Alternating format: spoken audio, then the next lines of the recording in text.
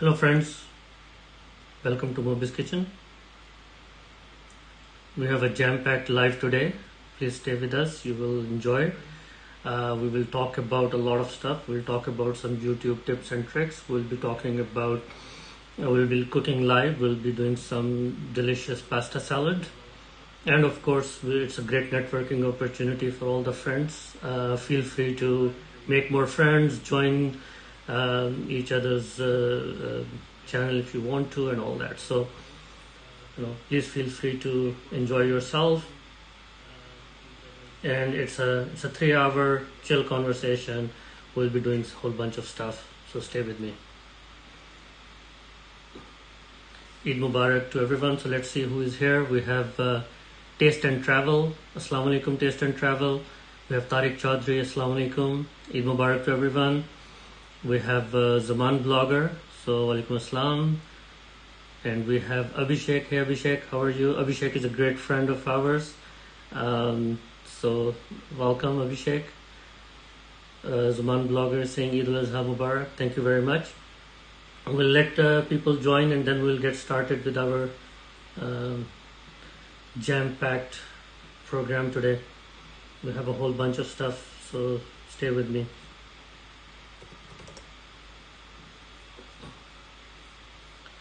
In the meantime, feel free to say hi to other friends. It's a great opportunity for networking as well.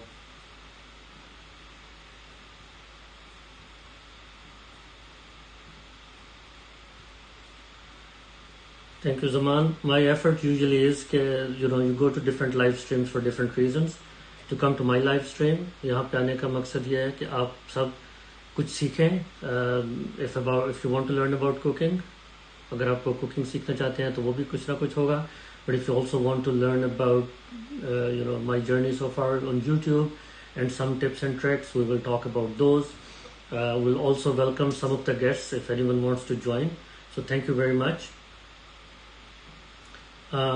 We have some new. We have M. De Rosa, Mario De Rosa. Hey Mario, nice to have you here, friend. We have Iramar Vlogs. Assalamu alaikum, walaikum assalam. And we have Coach's Kitchen. Forgive me if I'm pronouncing it wrong. So hi, and whoever is celebrating Eid Mubarak, thank you for liking this stream. Also do make some comments here. Check out our community post as well. You will see some good stuff there as well. We'll be posting a lot of good stuff on our community stream as well. So thank you for joining. Eid Mubarak to everyone, and whoever is celebrating. I am trying. So last time when I tried the live stream, there were a few glitches. You couldn't hear the audio. Now I'm not sure if you can hear it. If somebody can tell me, if the audio is correct, then it will be awesome. And I'm doing it live from my kitchen, so we'll be making some nice pasta salad. I will try to give it a little bit Eid touch as well. But yesterday we ate so much meat that I really want to kind of detox and try something light. So for that, our brunch on the menu, we have our pasta salad. We have this, some beautiful ingredients that are lined up. In a minute, I will give you a little bit of an overview of what we are doing. So let's go to the comments. Eid Mubarak from Iram Arab Vlogs. Thank you very much. Like your recipes. Thank you. Appreciate. I love your blog as well, and I've seen some great stuff there. Thank you very much. Zaman Blogger is asking, where do you live, brother? I live in Waterloo, Canada. I'll just show you a little view later about, a little bit outside as well. Qeema is here. Qeema, good friend. Thank you very much for joining. Assalamu alaikum, dear host. Sorry for the no worries. If you want to also join us, I hope I have the setup to host you as well. So if you want to come on. He's saying, how are you, dear Mobbi? Thank you very much. I'm very good. Eid Mubarak to you, your family and friends and everyone. So this is our special Eid live transmission or live stream, whatever the word is, And we will be doing some fun stuff today. So I'll be trying to read all your comments and in the meantime I'll be doing some cooking as well. I'm a little messy cook when it comes to the live cooking, but please bear with me. I'll try to keep it clean. So let me just show you guys a little bit about what I have in terms of ingredients.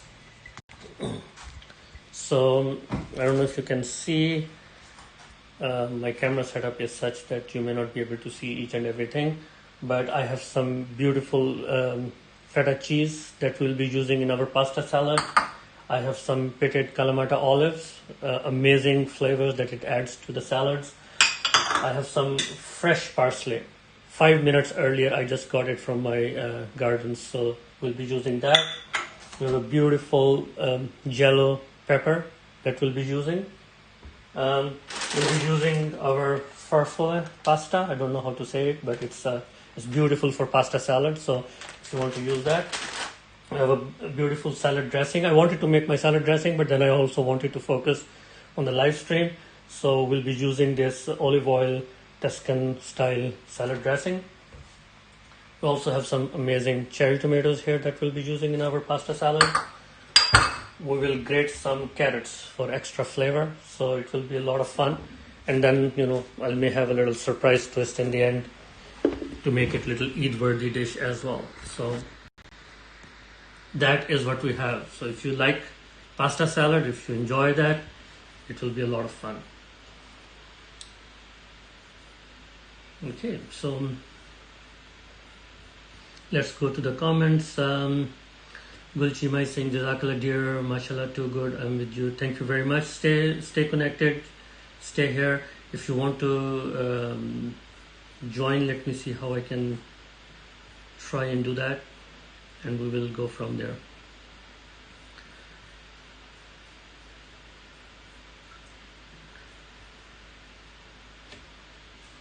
I'll probably have to just change my area a little bit here, so bear with me.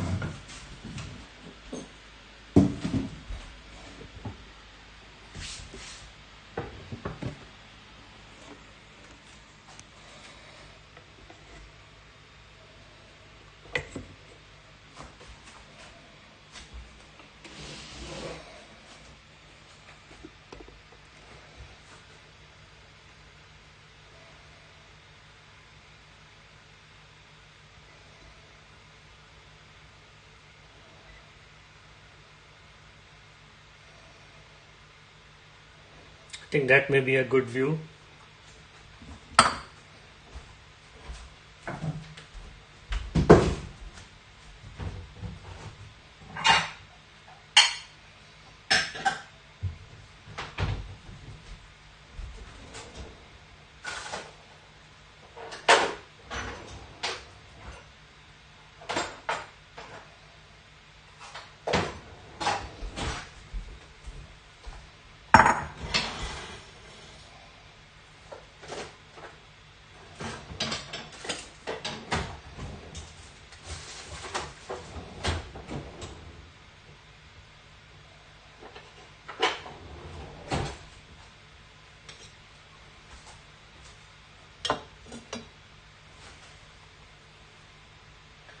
So Qeema, we made some steaks yesterday, some really nice stuff. We had some chicken wings, and we did some tandoori chicken wings. Thank you very much for asking. So, and pardon the mess. We'll do this. Coach's Kitchen says hi. Thank you very much. Say something else as well. It kind of takes you to the spam if you only say hi. So if you say a few more words, I think it will not do. So twice your message has gone into spam. Cook with Gayatri is with us. So thank you very much for staying with us. Thank you, Coach's Kitchen. Thank you, Eid Mubarak to you as well. So let's just, I'll start preparing my carrots. Now, there are two things that you can do to scrape the carrots. You can use a peeler, but peeler just takes too much of the skin. So what I prefer to do usually is to just lightly scrape it with my paring knife, and that works out. You want to use as much of each ingredient as you want, and you don't want to lose it. Why lose all those extra minerals and vitamins that you can otherwise use. So that's just one quick tip that I have for you. Scraping is better than peeling as far as the nutrients loss is concerned. If you want more finesse, of course, peeling is a little bit cleaner, but if you want more value from your ingredients, then always do a little scraping. It helps retain more of the fruit or more of the vegetable that you're doing. And we'll just cut the ends off. So in the end, if you're scraping, you'll have to clean it up a little bit, and I'll just wash it once more.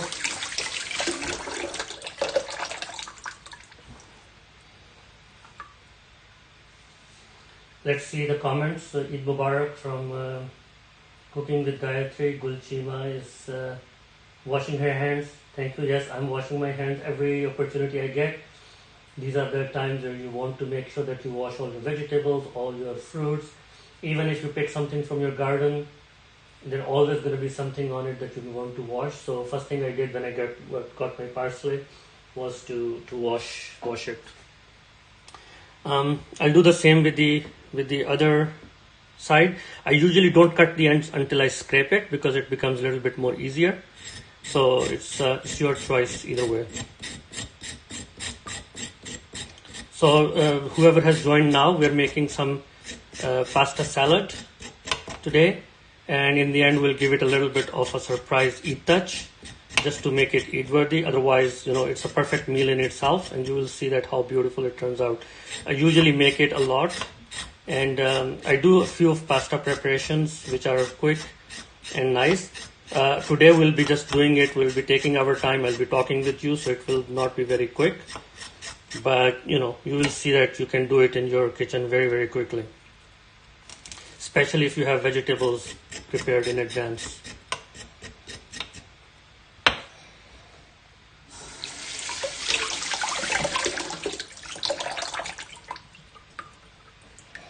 Okay, so those are my carrots.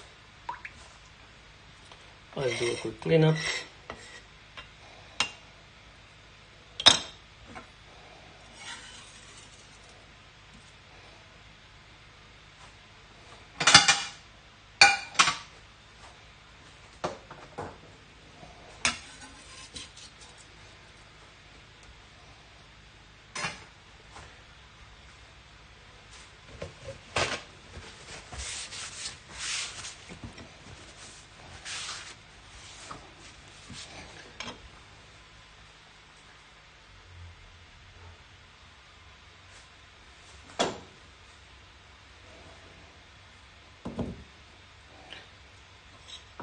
Next step we have is to, we'll use this thing called box grater.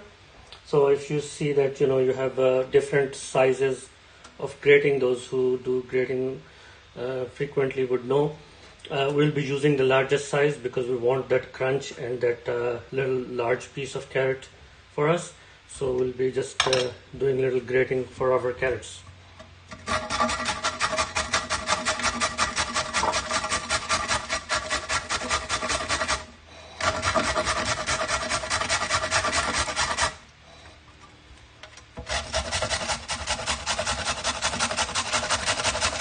Gotta watch for your fingers. I have a lot of practice from my childhood. I always loved grating food, so it can be a little bit challenging for the first time if you haven't grated your foods before. I again try to get to the last piece as much as I can, but if you are doing it for the first time, watch out for your fingers and all. Who else is here? If I see any messages, I'll be going over that.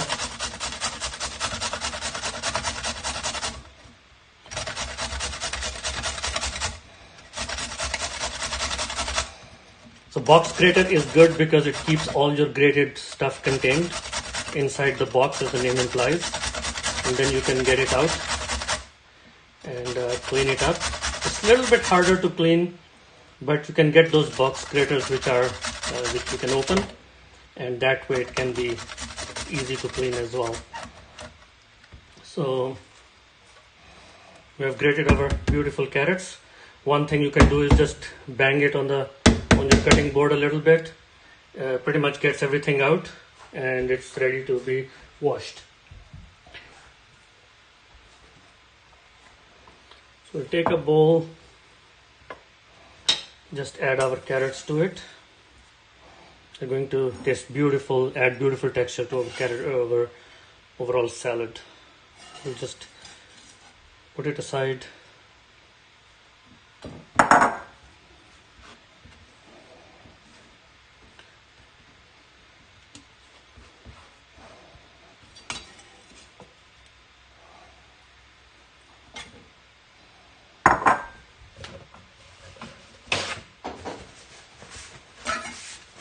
We'll do our cleanup as we go, so we don't have a lot in the end.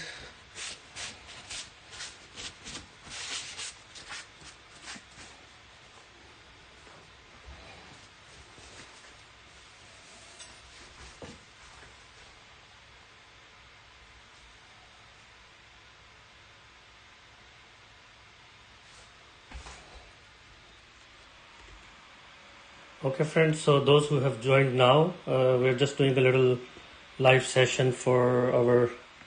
One second, let me just adjust my camera here.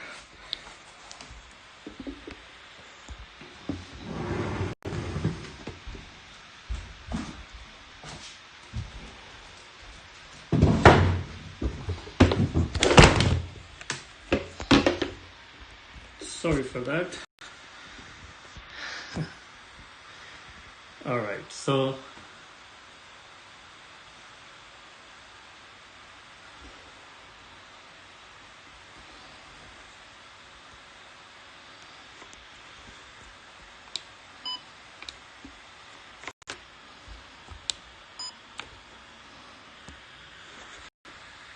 this is the camera stand that I have not used before.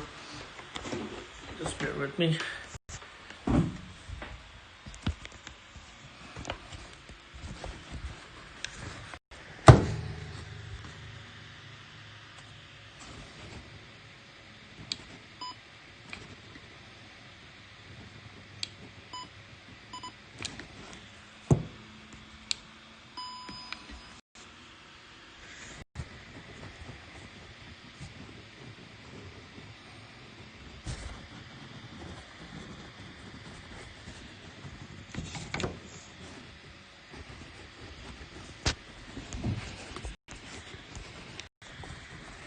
My apologies. With all this, there's always something.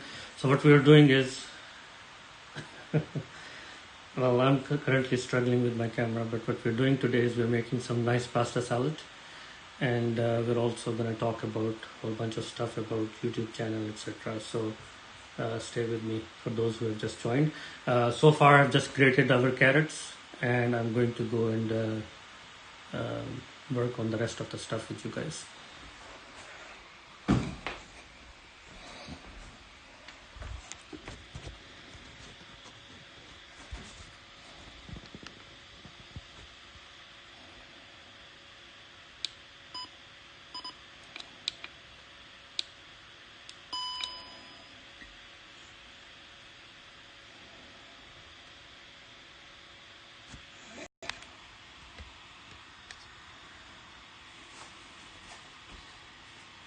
Wants to stay in vertical position and doesn't like... Okay, now it's good.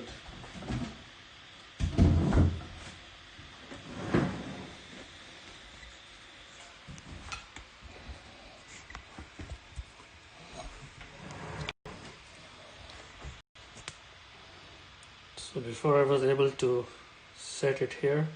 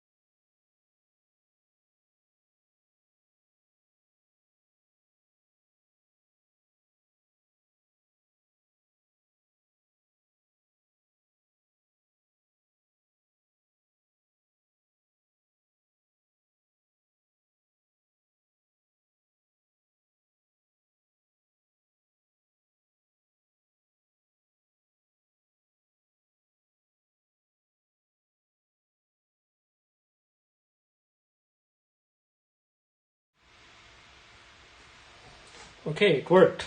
So sorry for the trouble. So we have our carrots grated here. In the meantime, what we'll do is we'll start boiling our pasta. Now I'll give you a few tips on making pasta perfectly every time.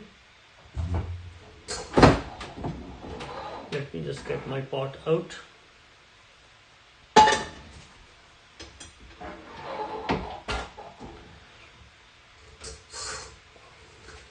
So I have this pasta that I showed you earlier. It is 500 grams, little over a pound. So for 500 grams, what you really need, there are two ways of making the pasta. One is, you can put a lot of water, but there are people who make it in less water. So if you are one of those who is making your pasta in less water and want to retain that water, you may want to consider less. But if you are someone like me who likes to make the pasta in a lot of water, then for a pound of pasta, you're looking about somewhere 3.5 to 4 liters of water, or roughly 4 quarts of water if you are measuring in quarts. So I'll just get some water in my pot here. Now, what you want to do is you want to get, sorry, 1 second. I'll just fill the water and then maybe noisy. I'll speak afterwards.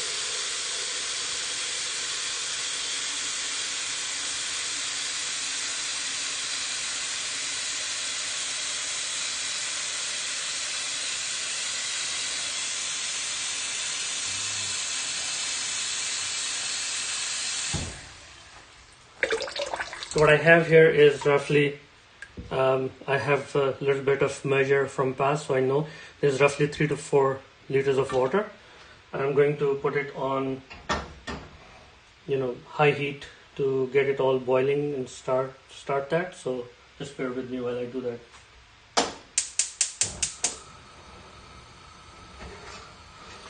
Now what you want to do is you don't want to boil your water too much, because fresh water is oxygen rich. That helps make your pasta taste better. But if you have it boiling for a long time, it may not have that much good taste. I just turned on my exhaust fan. Alright, so in the meantime, while we have our pasta water boiling, you can add the pasta right away if you want, or you can wait for the boiling. I always wait for the boiling. We'll just get our cherry tomatoes prepared. So all we're going to do is, you can, based on your preference, if it's a small one, you can just cut it in two, and they're beautiful. And you can I'll just put them in the bowl here. If you have a bigger one, what you want to do is you want to cut them in 4 little quarters, a little bit like that, and they look very, very beautiful. Now the thing with tomatoes is you will not put it early on. You will wait for everything to finish to add them, because that way they taste more delicious in your salads. So I'll just go on and cut all these tomatoes. Now guys, the thing about my live stream is it's usually about just for the fun of cooking and give you some tips and tricks to work with. In the meantime, we have some messages here, so let me just read. We have Hamza, he's saying hi Bhaijan. Well, hello Hamza, how are you? We have Maria Artwork saying Assalamu alaikum. Maria wants to make other friends as well, so please work with her and carry on that. We have Maria Artwork saying Eid Mubarak bro. Thank you very much. Eid Mubarak to you, your family, your friends, your loved ones.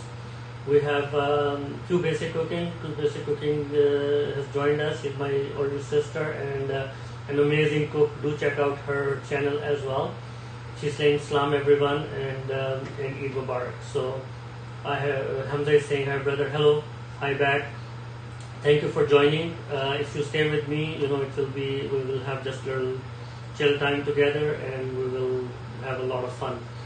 So I will go back to cutting my cherry tomatoes. I don't want to do both together because if you're cooking and doing that at the same time, accidents may happen. safety is very important. I like to work with very sharp knives, so that also means that I have to be extra careful. The reason I always tell people to use their knives very, very sharp, and it's kind of counterintuitive, but sharper knives are much more safer to work with as compared to not sharp knives. And the reason behind that is obvious, because if you have very sharp knives, they do their job properly, so you don't have to put extra effort and all that. So that is an added advantage that you have using sharp knives. My camera is acting up again, 1 minute, so let me just fix that.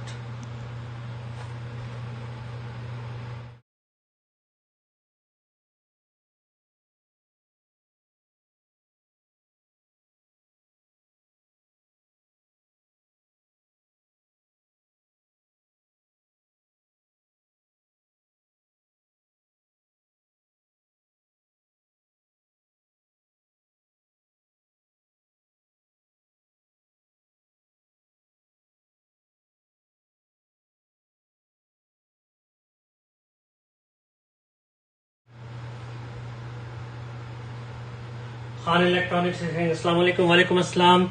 Khan Electronics, Eid Mubarak to you, your family, your friends. We're having some a nice light brunch today. After eating so much meat yesterday, we wanted to take it a little bit more light. So if you go to any channel right now, you will see a lot of meat recipes. I wanted to do one, but then I realized, I can't eat a lot of meat today. I'll have to wait till tomorrow to start eating again, because for those who don't know about Eid, it's all about eating meat now. That's again something that I grew up doing, and I love it. But I also am at heart, a part-time vegetarian, as I call it. I love to detox with vegetables, beautiful vegetables. I love them.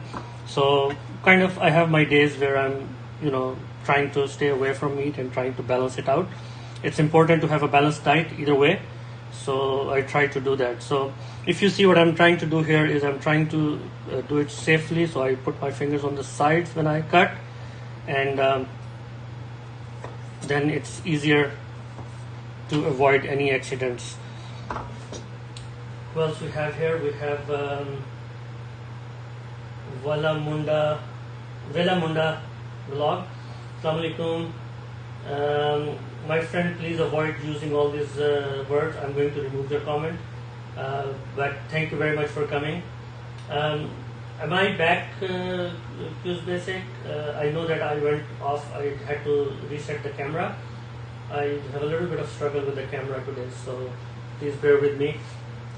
This is my second live. Okay, perfect. So yeah, my camera is right now here on the board, so you may not see me, but you will see the good stuff that I'm working on.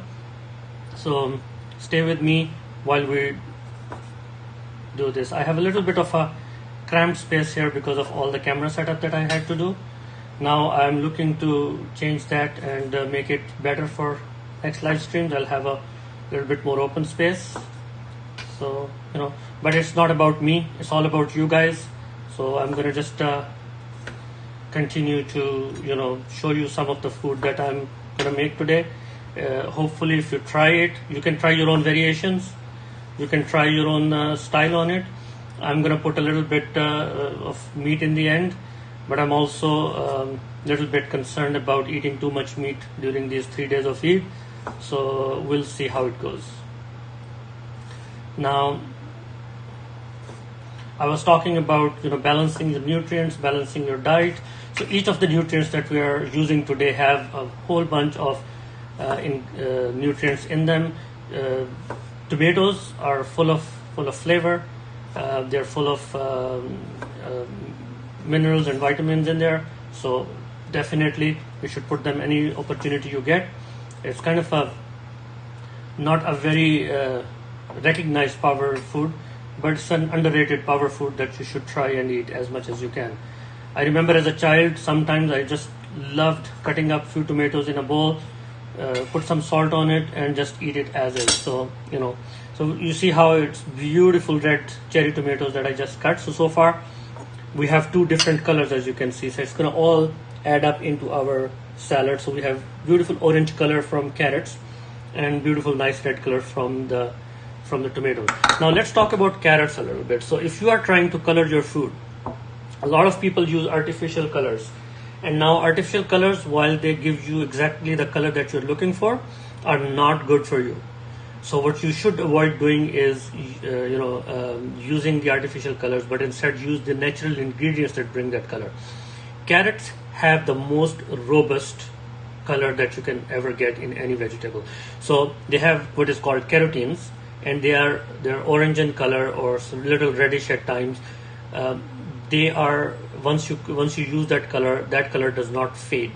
It doesn't fade with cooking. It doesn't fade with adding lemon to it or acid to it or any other spices to it. To use carrots, they are amazing. Now, carrots have a very tough texture, so you want to always grate them or slice them small, unless of course you're making something like glazed carrots where you want the larger size. So we did grate it, so in our salad we will get a nice crunchy bite, but we will not have big chunks of very hard texture fibrous carrots. Alright, Qeema, basic cooking saying love cherry tomatoes. Yes sister, me too. I think it's a shared taste we have. I also have, as I showed you, I have this crumbled feta cheese. Beautiful crumbly feta cheese. If you see, it's amazing, and it has salt in it always, so it will add some really nice salty and creamy taste at the same time into our salad. And it looks really pretty in the salad as well. Of course, being cheese, it has protein content in it as well. Now the next thing that we will start preparing with is our Kalamata olives. So if you can see, beautiful pitted Kalamata olives. They're very ripe, very nice, and amazing texture, deep flavors that it adds to the salad. And I love eating them as is. I'm just going to resist that. Now, you can add them as is. I do that all the time. Or you can just slice them in half if you want. Or if you want to be more fancy, then you can just go and slice them into thin slices, just like that. Watch out, if you are working with a sharp knife, what you want to do is you want to adopt some safe cutting techniques. I will just go over that as well. So this is very, very beautiful olives that I'll be using. Now, in order to cut small, thin stuff that you have, I don't know how much can you see in the camera, so I'll just try to make. You want to make what is called this, you can call it eagle claw or whatever, and use that to guide your knife over your food. And that way you will never have your fingers exposed under you see how the knife and the claw is. So if you have your fingers like this, chances are you're going to cut yourself. But if you have your fingers like this and guiding your knife, you will never cut yourself. So just a little tip there for those who are aspiring to be better home cooks and professional cooks if you want. So we have our ingredients getting ready. Our pasta water is almost up to the temperature. We'll work with that very, very soon. What we want to do is, I just use my, because it's pasta water, I'm not going to use all of it. We're going to use one cup of it just for the flavor, but I'm just going to dump a whole bunch of salt in it. Usually for this amount of pasta, I said we can use like 3 to 4 liters of water, or 4 quarts roughly, for the open water pasta cooking. And then what you can do is you can also add 2 to 3 tablespoons of salt if you are measuring. If you're not measuring, just eyeball it. I'm just going to eyeball it and add it to my pot here. Now you can't see my pot. I'm not going to move my camera. Twice I tried to move, and both times it caused a little bit of issues. So you're going to have to trust me on that. Okay, who do we have here? We have Hi Don TV saying hi to you as well. Please stay with us. We're doing some cooking here. We are trying to make some beautiful pasta salad. It's a light brunch thing that we can try together. I don't want to make something heavy, so if you want, I said you can just take a little bit of chicken, add to it, take a little bit of beef, add to it, or any other protein of your choice. But we're going to try and keep it very, very light today.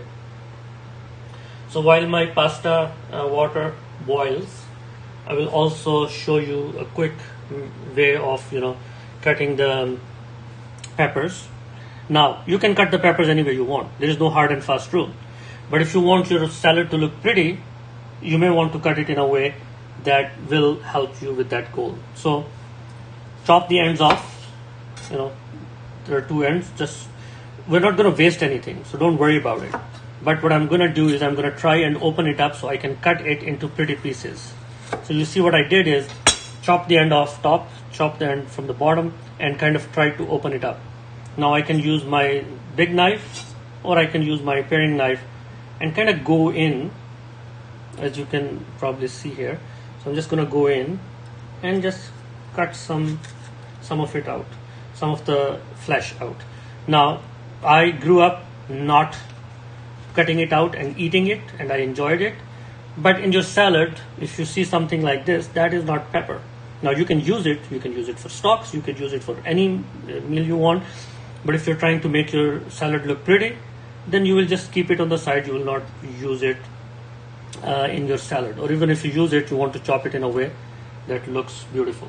Now, you eat with your eyes first. Always remember. Now, some people don't, if you're in a hurry, you're getting late for something, you may not want to wait and do all that fancy stuff.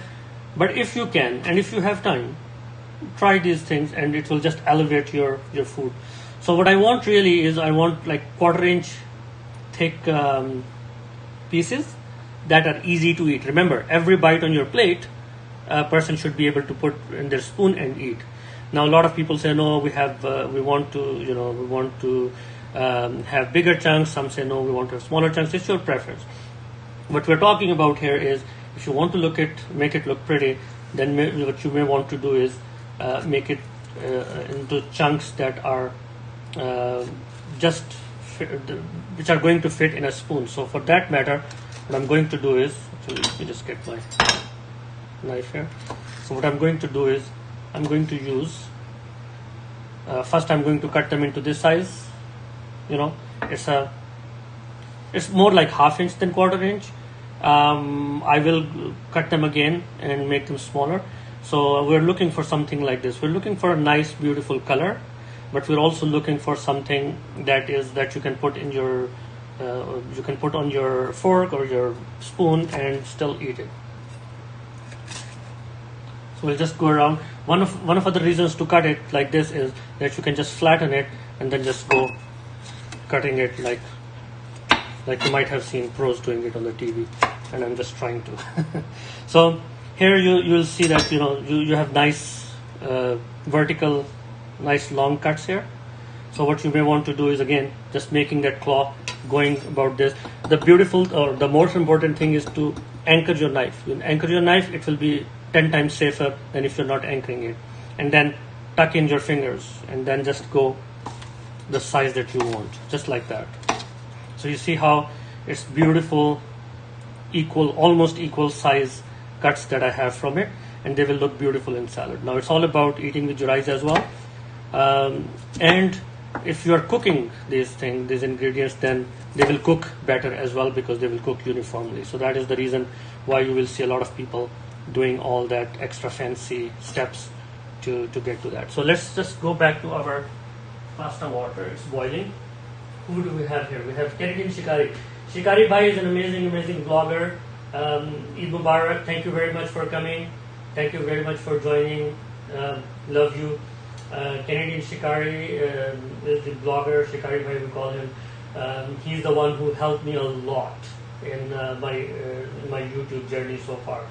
So, thank you very much, and special regards for him before we go back to our cooking. So, if you have not, please visit his channel, join his live streams. He's amazing YouTuber, an example for a lot of other people. So, thank you for joining us. Now, we're preparing everything live, and we're taking our time reading the comments. We're not in hurry, so stay with us, join, and see what we're working on. So I'm just going to push that on the side.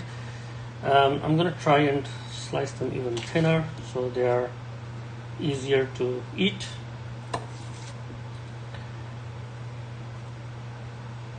Every time I cook or make a video, I try to make it that I can eat it after and be happy about it, because if I'm happy with the results, then chances are other people who will try it on their own will also be happy with the results. So I'm just gonna easily, slowly just chop them off. make them into smaller, thinner pieces. I'm making it for myself, so I'm not gonna hold myself to some very specific standards of cut size. But if you are doing it for your guests, you may want to look at it a little bit more finely, because if your guests are happy, you will feel proud in your preparation. And also, some people find it very, very satisfying when the food that they have prepared, people like it. Me being one of them, if I prepare something, I expect that it's to a quality where people actually love it. So I'm just going to grab a bowl quickly and put my nice colorful peppers into it.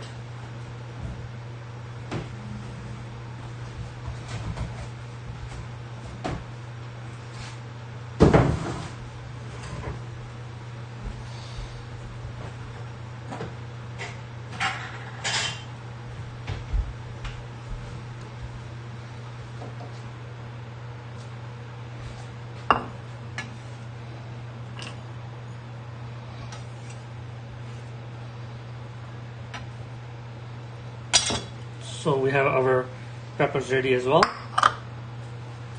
Now we will do, we'll prepare our parsley, but I'll show you how you can prepare it.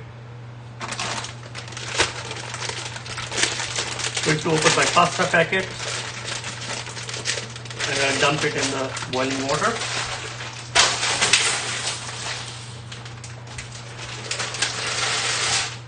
I lost few.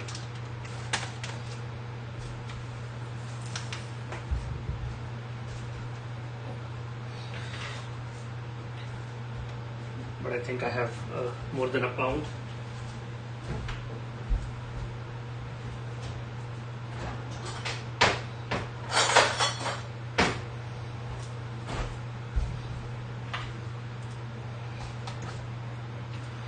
Okay, so while our pasta cooks, we'll come back to our parsley. Now, for any herbs, what you want to do is you want to cut them nice so they give you the flavor, but you also want to make sure that they're not too large, because you don't want them to be in your mouth on their own and taking over from the other ingredients that you have added. So they are more like enhancers. So what you can do is you have many ways. You can just rough chop them, or you can try and put them together like this in a leaf pattern on top of each other. Cut them into smaller. If you want to remove some of the stems, you can do that. I'm going to just remove some of the harder stems. You can just cut them off just with your hand. They're nice and fresh, so it's very easy to handle them.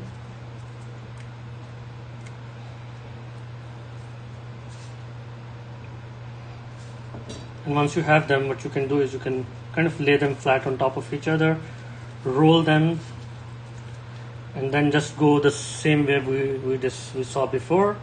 Not sure if you can see it on the camera, but tucking your fingers in, just go with deliberate movement of your knife, which is anchored on the board, so it is not dangerous. And then you just go like that.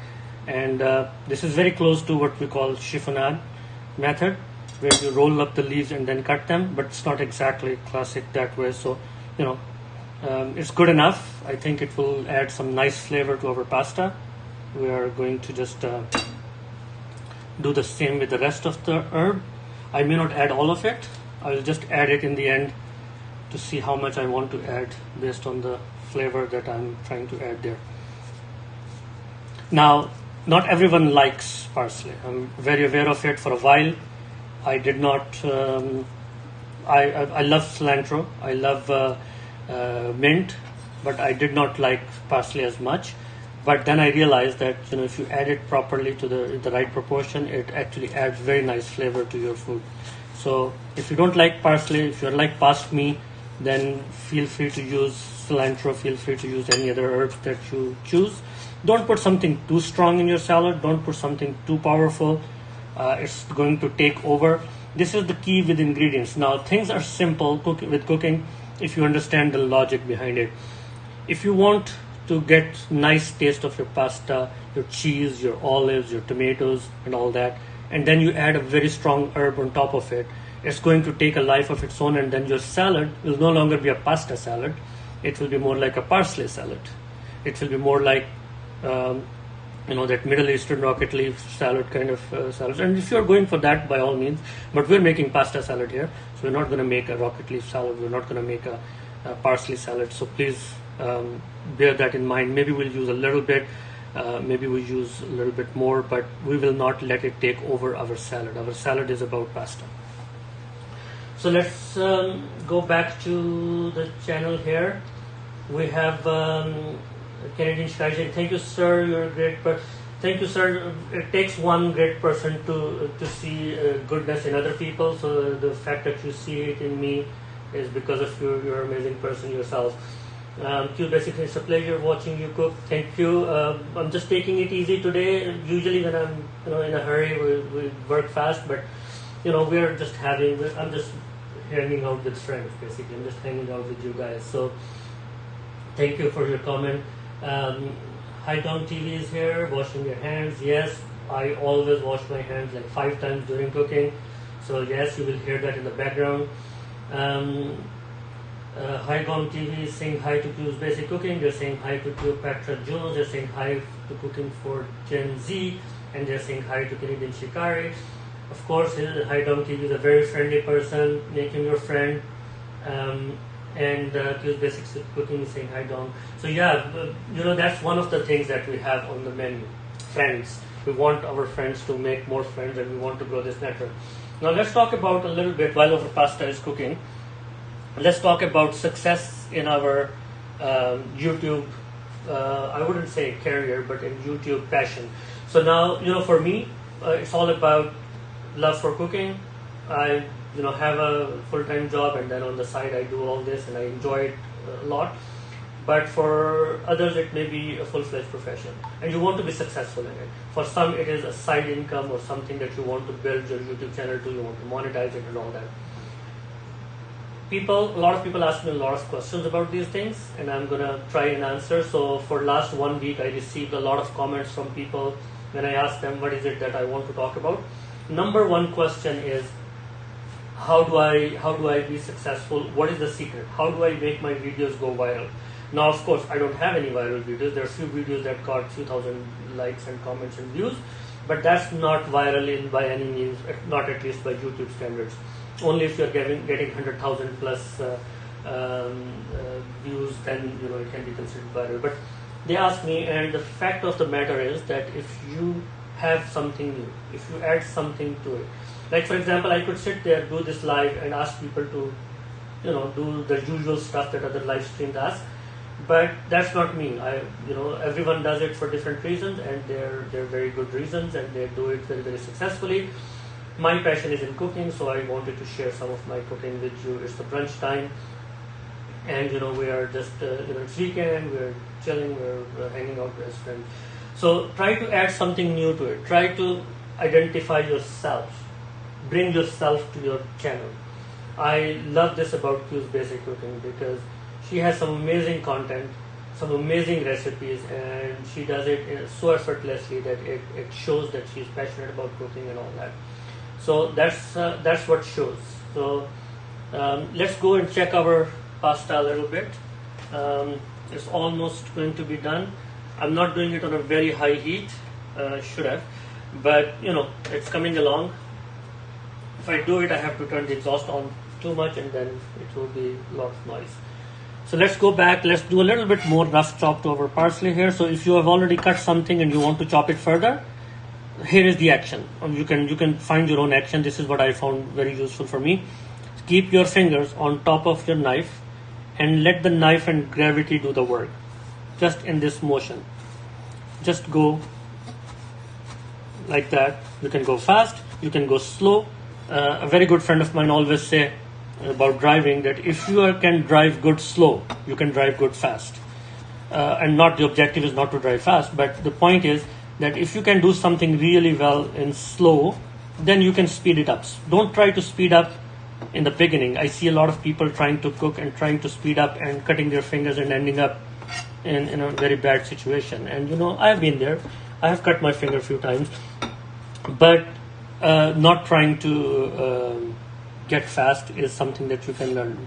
Try to be accurate, try to be good, and then you will have fast cooking. Don't follow those celebrity chefs on the on the internet or on food networks. They are good. They have worked for years and years in kitchens, so they have become good that way. They haven't become good overnight, and neither are going to be you unless you're an exceptional prodigy. So don't try to mimic that. Try to see what they're telling you. Try to learn things. So we were talking about YouTube. So one thing is, do you have good content? If you're really proud about your video, if you're just making another video of fried chicken, yeah, some people are going to watch it. But fried chicken is everywhere, right?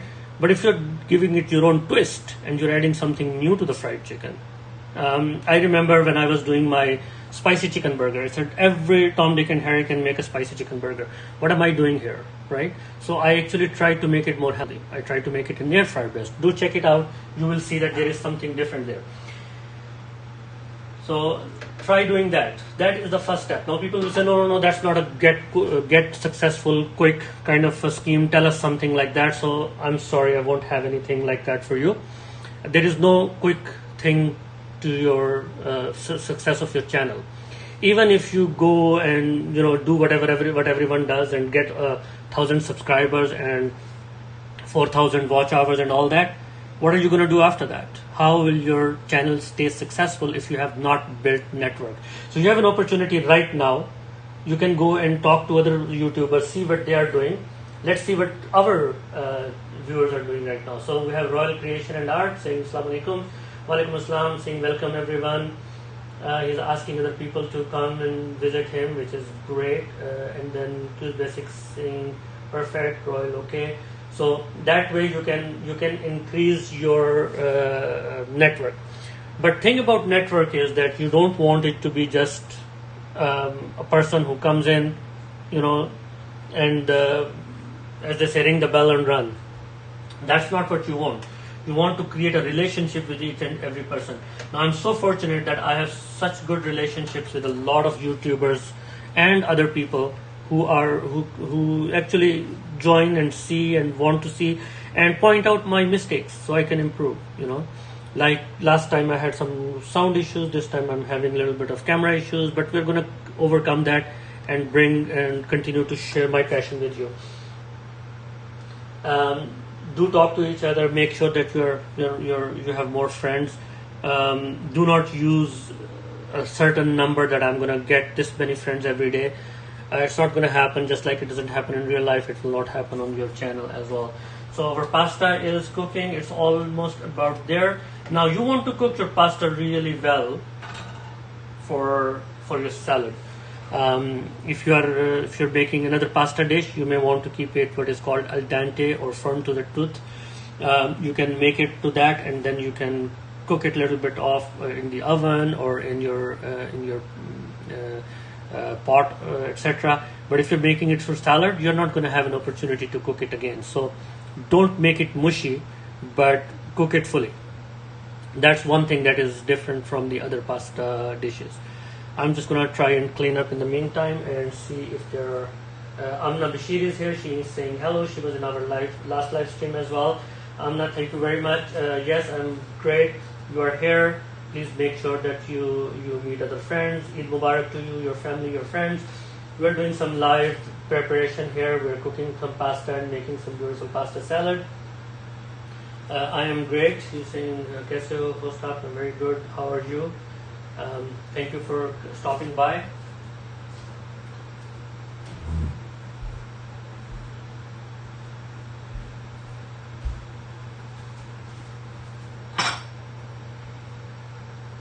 Our pasta is almost ready. A few more minutes.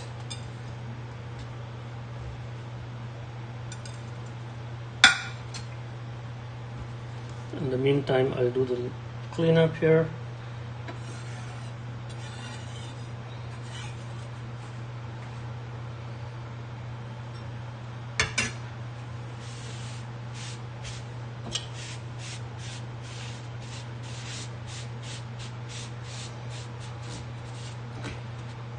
Now, that was my first point for the YouTube, that if you want to be successful, bring originality, bring your content. Second thing, as we talked about, is to make your network. Your network is going to be crucial. You want to be successful in the long run, you want to have that network, you want to have subscribers and other creators. So, I've used the word creator generally, that if you have a food blog, they don't have to be all food bloggers. It doesn't matter, as long as they like your content and you like their content. Now, content is one thing, techniques is another, right? I learned a lot from other people, how to use different equipment, how to use different settings. So that's also very important. We have Q saying welcome to Amna Bashir, and we have times 6 U Urdu saying Salam, Eid Mubarak Sabko, Eid Mubarak to you as well, times 6 U Urdu. Thank you very much for stopping by, and stay tuned, and we will be making some beautiful salad today. Okay, I'm going to take a little bit of a chance here and try to show you where my pasta is at.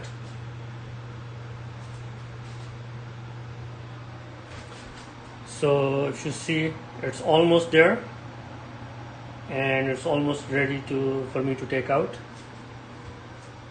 And I'll go back to my previous setup. Yeah, I did the transition successfully, so that's good. That's awesome.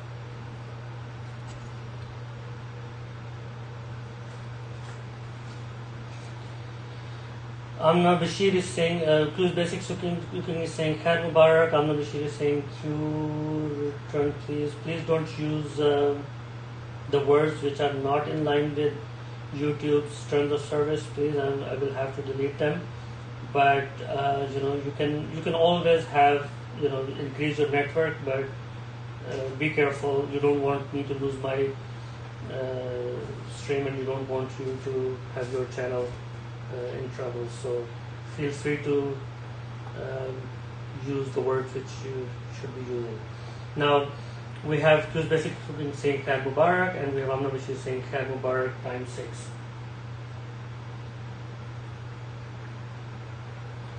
Okay, so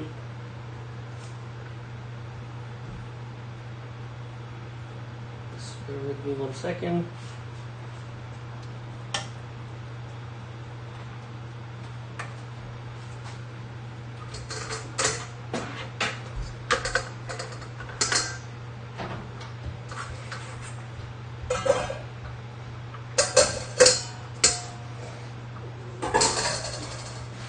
I don't want to move camera too much, but to take out my pasta, I have this colander. It's a nice little plastic one, which I actually use, and it's kind of sturdy as well.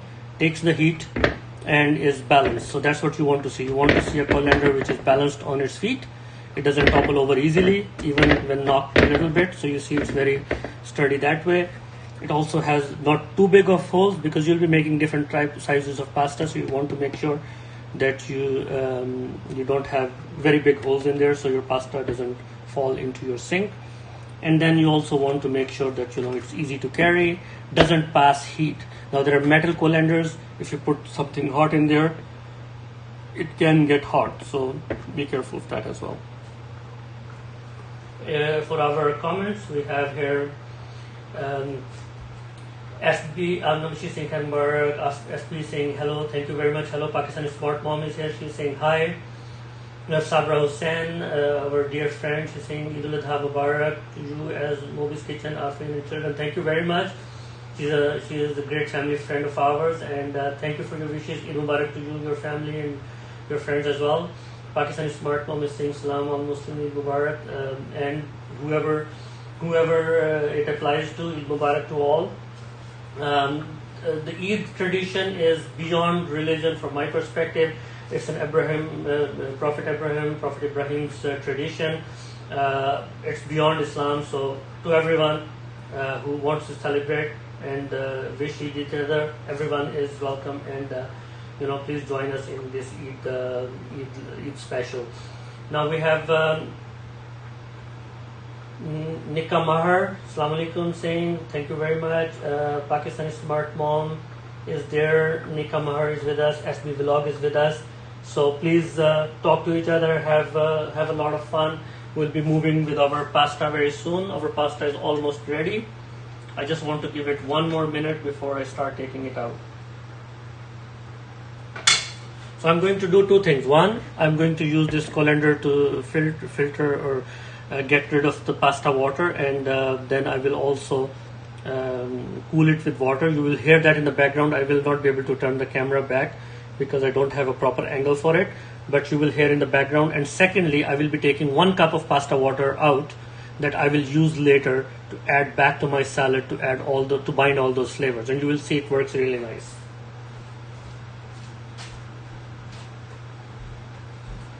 So while I do that,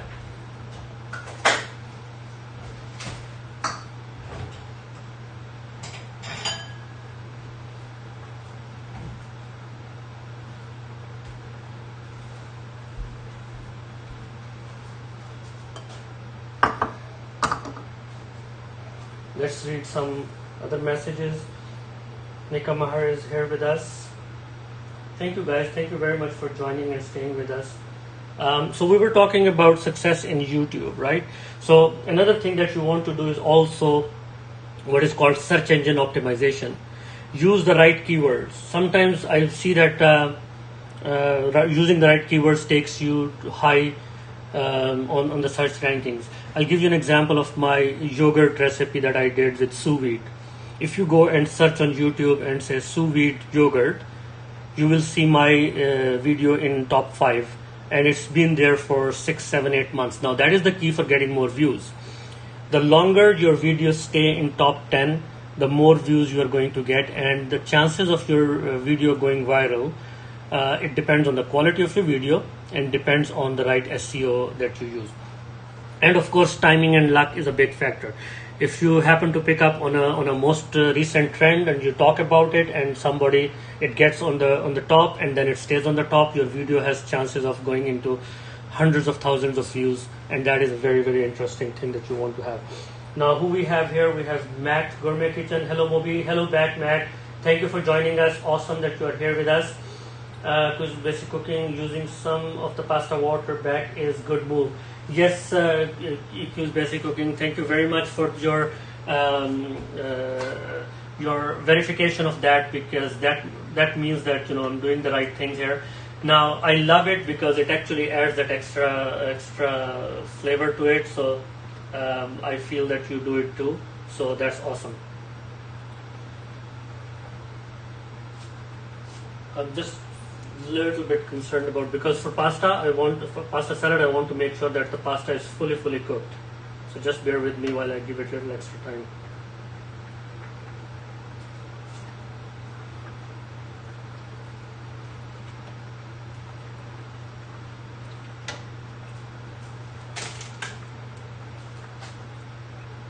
Alright, I'm going to take it off the stove and use my colander to sift my pasta. Just bear with me.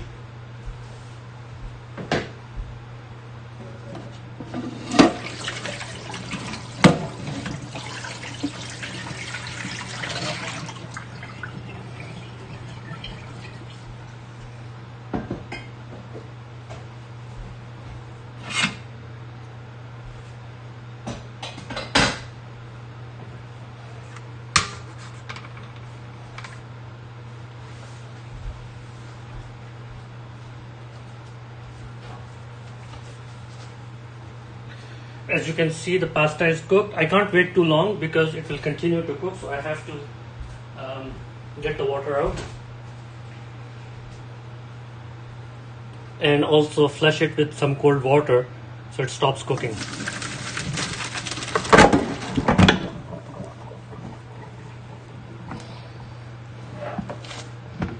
Awesome.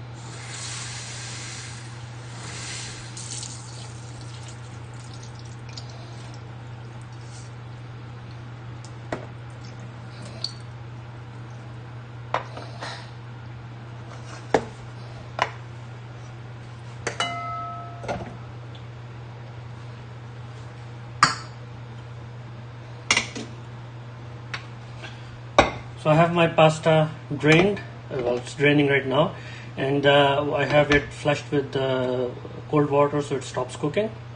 I'm gonna just try it and see how good it is.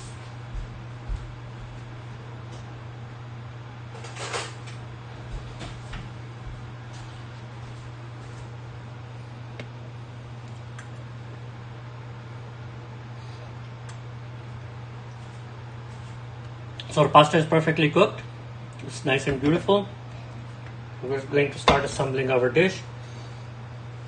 But let's go back to here.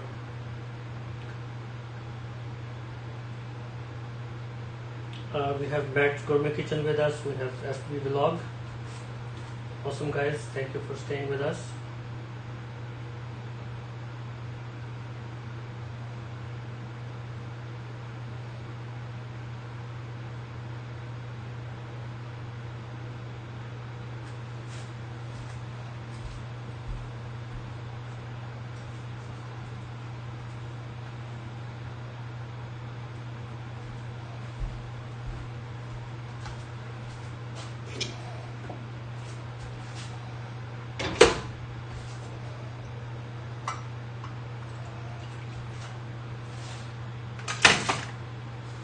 We have some of our leftover pasta water, and we have our dressing. What we'll do is we'll just open this bottle.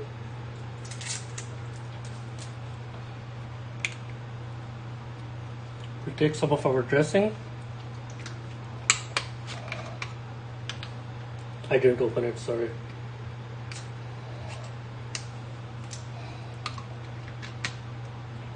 Now, amount of dressing is totally your choice. You don't want to have too much of dressing, but you don't want it too little so it doesn't coat. And then we'll add the pasta water to our dressing and mix it all up. So that gives us some nice flavor to your dressing. You'll see how beautiful and shiny our salad dressing is. It will be a little bit more liquid. It will go nice with your pasta.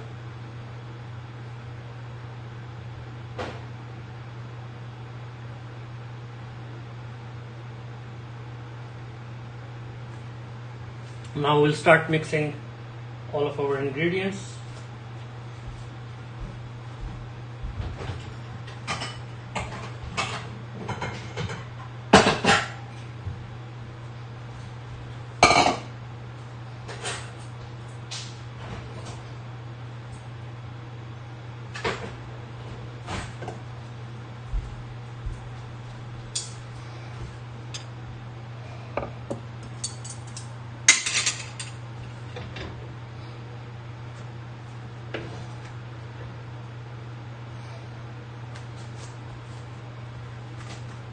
So let's start adding our pasta to the bowl. I'll pretty much put everything because I took it by the measure.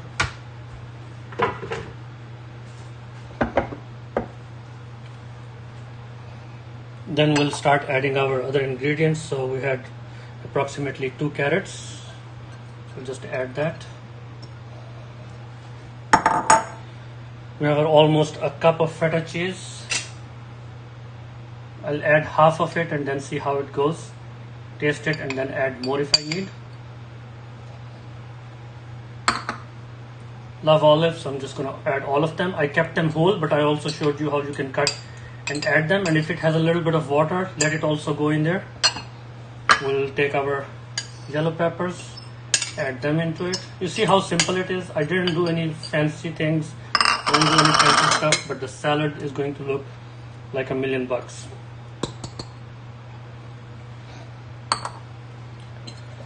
And then I just gently, I'm just going to take it on the side here. I have a little space cramped here. I'm just going to gently mix it all and then be back.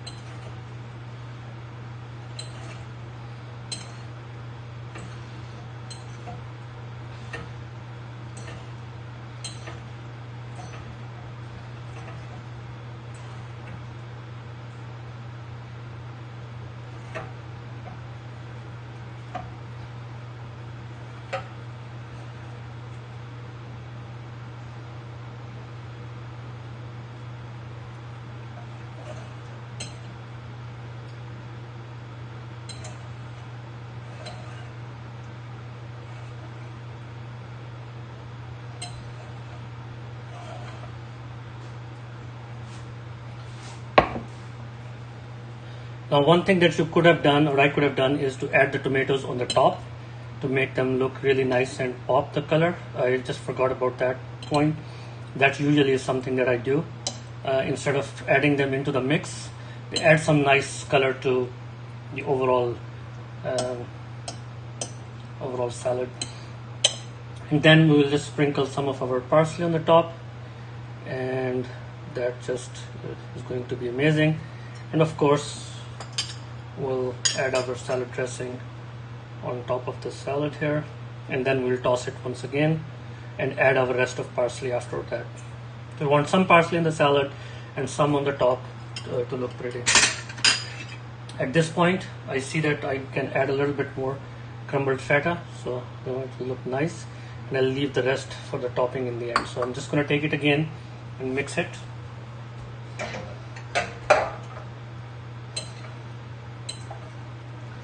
And to mix it, all you're doing is you're just taking your, well, you can use your proper salad tossing stuff, but if you don't have any, it's not end of the world. You can just take a fork, go one side, and just gently, just bring it up. I don't know, push it, pull it, whatever you want to call it, and that way you're able to toss it. And if you have a smaller bowl, you can actually just toss with hand. But this is looking really, really delicious. I can't wait to dig in and eat. But before that, I just want to add this beautiful feta cheese on top. Now, if you're using feta cheese, remember it has salt in it. It's usually very, very salty. And what you want to do is you want to put less salt in the pasta water. If you're using pasta water, it will add some salt to it as well. So be just mindful of all that. So here is, friends, our beautiful, beautiful pasta salad. Kids love it, grown-ups love it, and it's easy to prepare. We just prepared it without any effort while we were talking on the side.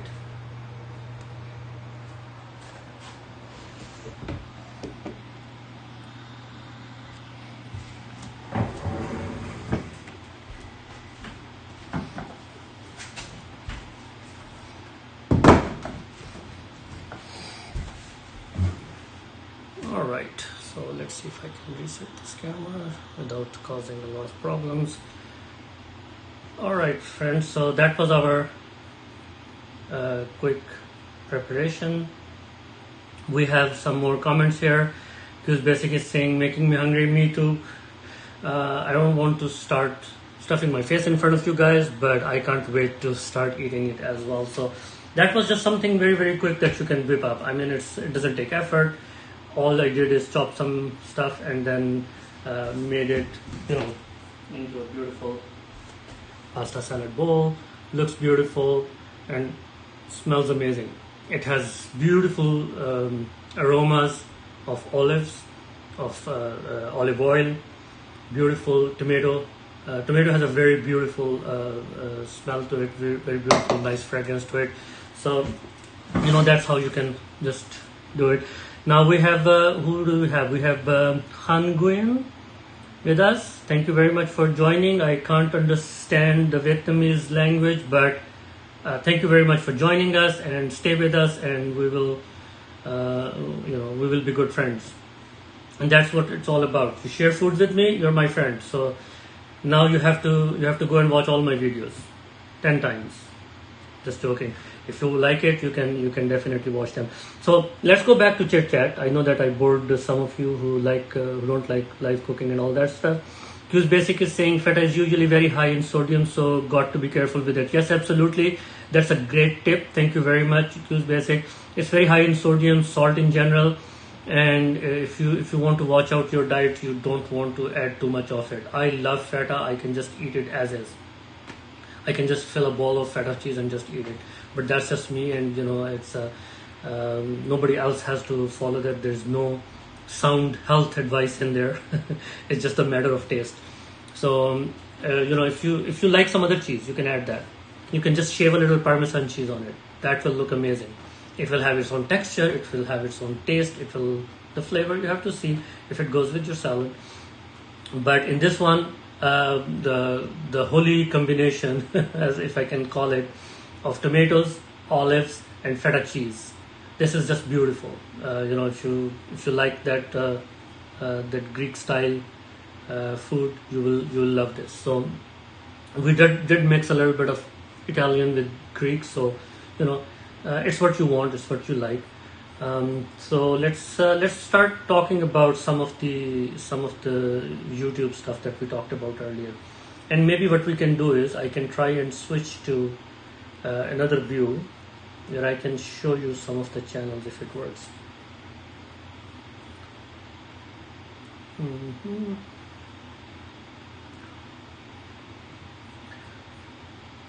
So before I do that, I may have to just change a few things here. I don't know if I will be able to do that, but let me just try that for the next if it doesn't work, or next live if it doesn't work with this live.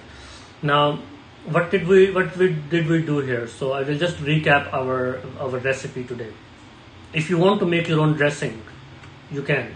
I just wanted to take it easy, because if you start making dressing and all that, then it takes more time. But all you're looking for is few tablespoons of extra virgin olive oil. You just add them into a bowl. You may want a little bit of vinegar or lemon to give the acid flavor. It's always good in your salad dressing. You may want to add both. You may want to add some vinegar, some lemon juice. It's all up to you. What you want to do is you don't want to do it too much. You want to have as much of acid, or in other words, your vinegar and your lemon should not be more than your oil. So you're going to infuse. That's what salad dressing mostly is vinaigrette based, which is infusing your oil with your acid and other ingredients. You can also mince a shallot or shallot, and whatever, some people call it shallot, some people call it shallot. It's those thin onions that you can get in the supermarkets. If you don't get those, you can just take a quarter of an onion and just finely chop it. I just showed you how you can chop stuff, and it will be awesome. What else you can add? You can add some mustard to it. So I love mustard in salad dressing. You can use Dijon mustard, it works better. Don't get that hot dog mustard. Get proper Dijon mustard for your dressing, and you will enjoy it, and you will love it, and you will come back and say thank you. What else you can add? You can add some herbs of your choice. You can add some parsley. You can add some dried oregano leaves or some fresh oregano leaves. Fresh oregano leaves are a little difficult to find, but you can add those if you want. You can definitely salt, but don't go over on salt, because you can always balance your salt. You can sprinkle some salt on your salad as well. You can add it to the pasta water. You can add it to, it's already there in your feta cheese. If you're using a sauce or something, not sauce, but any other ingredient that may have oil, that may have salt, like I know that olives, the way they are preserved, they have oil in it, they have salt in it, sorry. So what you can do is you can balance out. Don't have to put too much salt in your dressing. So I'm just talking about the dressing if you want to make it yourself. So I think less than a teaspoon will be more than enough if you're making for this much amount that we just made. And then you can add, for extra flavor, you can, of course, you can season it with black pepper. Just grind some fresh black pepper and boom, you have very nice heat to it, which will not be overpowering. Just keep it to under a quarter teaspoon. You will be good with that. And of course, if you want to add some more earthy flavor, some more nice flavor, garlicky flavor to it, you can add some garlic powder. I wouldn't say add onion powder, but you know, if you are so inclined, you can do that as well. And just mix it up really well. Beat it with a whisk. If you want to make sure that your oil and your non-oil liquid ingredients kind of emulsify, kind of mix together. That gives it that nice thing. Now, of course, if you don't properly fully emulsify, you can't store it, but you can probably store it in your fridge for 2-3 days. This homemade dressing, and this works really nice with any salad, especially the salad that we just made. So I will share more details on that as well. Now, what did we do with this salad? Of course, we had 1 pound or around 500 grams. I actually dropped some on the floor, so it was not exactly 500 grams when I was done with it. But you see, it was a big bowl full of that salad. And what you need is around 450 to 500 grams of pasta. You're going to boil it. I did not take up to 4 liters of water. I just eyeballed it. It turned out to be a little less than 3 to 4 liters. It was probably 2.75 to 3 liters, and I still managed. It was still good. It still cooked. It was still very nice. But you may want to add more water if you want, or less water if you want. Now, it will depend how concentrated your salt becomes in that water if you're going to use that water later in your salad. If you're using 2 liters of water and you add 2 tablespoons of salt, it's going to be different than if you're going to use 4 liters of water and add 2 tablespoons of salt to it. So that is where you have to be careful. You don't want overly salty pasta water. So whatever you do, everything changes based on that. So if you're using 2 liters of water, then keep it to 1 tablespoon of salt and don't oversalt it. Now let's go back to the comments a little bit. Beers Everyday saying beautiful, I'm new here. Taste and Travel, hello everyone. Beers Everyday, hello, welcome Beers Everyday, not Beers Everyday. That would be a whole different channel, no? So Beers Everyday is here. For everyone who has just joined, we just spent first hour or a little bit over hour to make this beautiful pasta salad. I'm dying to eat it, but I have to talk with you guys as well. I want you guys to virtually taste it and see how beautiful this is. If you see, it has the typical flower color of the pasta, then it has colors of the orange. Let me try and see if I can make it a little bit easier for everyone to see here. Okay, I'm not messing up with my camera too much because then it goes a little crazy. So if you see here, you will see all kind of color. You will see black colors or almost black color from the olive. You will see orange from the carrots, red from the tomatoes. And if you eat with your eyes like I do, to begin with, this is going to be beautiful. And then you have this nice, almost snow-like feta cheese on top, which adds so much creaminess and saltiness and crumble to our salad. So I'm just going to keep it here and keep talking with you guys. So if new people join, they know what we are up to and what we are doing, what's going on in Mobbi's kitchen. They may want to know. Now I have to adjust my camera again. It's going to give me a little hard time, but we are back. So okay, friends, I see that everyone is there. They're making friends. I love it. Eid Mubarak to everyone who is whoever is it is applicable to. And we will continue to talk about. We were talking about what we need to do in our salad. So we're talking about we took 1 pound of pasta. We boiled it in 3 to 4 liters of water. I used less, but I used less salt as well. You have to kind of not over salt your pasta. Then we cooked it until it was done, like not al dente, but fully done, because we were putting it in salad. The trick with pasta, and if you are pasta enthusiast, and if you love that, any kind of pasta preparation, there are a few tips for you. So you want to, not overboil your water before you add pasta to it. So you want to make sure that there is, it's just boiled and then you add your pasta, or you can add it even before if you want. I mean, there's little bit of texture difference, but it's all okay. Pasta is a little bit forgiving in that way. Second tip for you is to salt your water, pasta water, but not too heavily. So for each liter of water, you may want to consider somewhere around half a tablespoon of salt.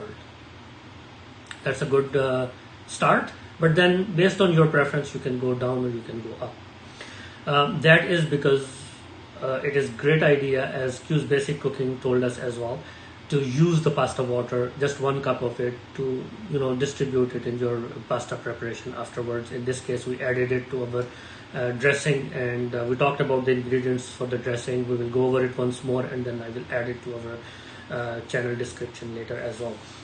And then we made some carrots. So we took 2 medium-sized carrots and we scraped them off.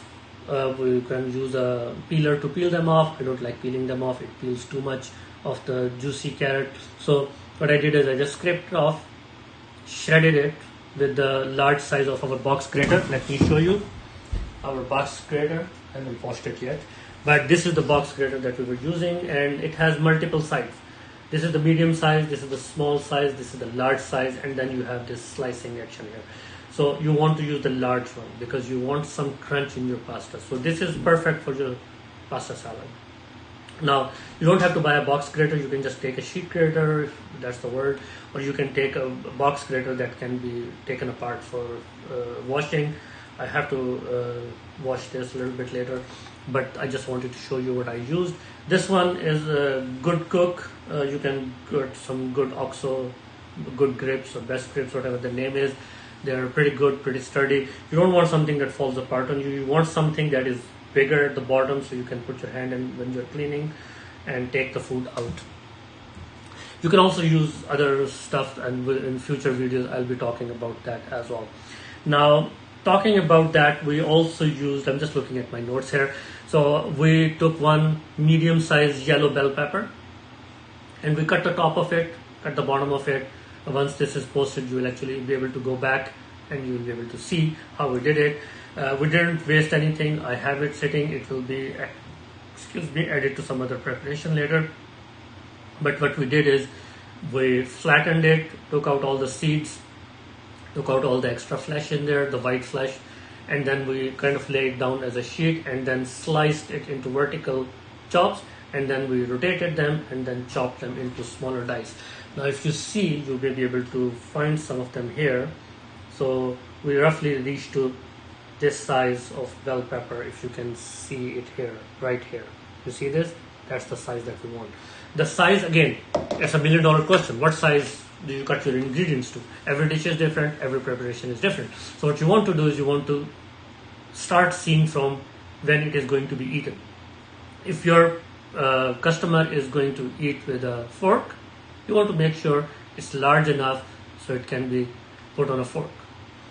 So that's the idea. You want multiple ingredients in their bite. So you look at the bite and you see how they can, if they're scooping some of that with their spoon, then you want to make it like that. So the best size I see is 1/4 inch to 1/2 inch square for most of the ingredients or less. Now that's about our yellow bell pepper. Now let's go back to the comments and see. So what do we have here? We have bears every day. Sorry for tripping on your name. And he is giving us hand sanitizer, water for me to drink, and I think a virtual hug. Thank you very much. We have dined deliciously here. Hello back. We're doing some special live cooking here. I'm also giving some YouTube tips, some cooking tips, and just having a friendly chit chat here. If you see other friends here, join their cause, see their YouTube channel, see their, if they're YouTubers, help each other out by all means. This is amazing networking opportunity for you as well. My live is about giving you guys something more than just networking opportunity, but also a little bit of some tips that I can give. Going back to my notes, we were talking about our salad ingredients. So let's talk about feta cheese. Feta cheese is one of the most beautiful cheese that you can get. It comes in 2 forms. You can get a block of feta cheese, or you can get crumbled feta cheese. You can take the block and turn it into crumble if you know how to. But if you are looking for salad, then I would like you to see that, that crumble feta cheese. You see how those little crumbles of white cheese there?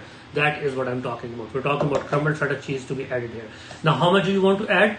If you're cooking a pound of pasta, I would say around 2 cups, which is roughly, I don't know, 8 ounces, 6 to 8 ounces of it. That will be a good amount. If you want less, if you want more, you can add it. Vegan friendly. Everything that we've added today is also vegan friendly. I wanted to take a little bit of day off from all the meat eating from yesterday that we did because of the Eid.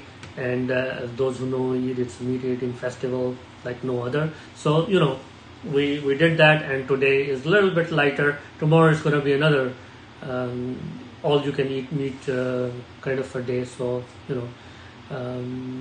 we just need something in between. So yeah, we talked about feta cheese. So far we have talked about our salt, how to add it, how much to add it, our pasta, how to boil it, how to what to look for, how much water, how much salt, keeping the water, not keeping the water, all those things. And then we talked about the medium sized carrots that we had. I scraped them. That's another tip. If you are more of a peeler person, by all means peel them. But peelers tend to peel too much of carrot, and I don't like that. So I kind of just scrape the skin off, and rest everything is for me to eat. Why give it to someone else, or why throw it in the garbage when you can eat? So one of the things that I really enjoy and I always advocate to everyone is to use the whole ingredient. If you have meat or vegetables or fruits, try to eat maximum amount of it. Now, sometimes you want to make it refined, you want to make it look good. I did that in front of you. I still use the whole carrot, so I kind of shredded it. But for the peppers, I didn't use whole in this dish, but I'm going to use it somewhere else.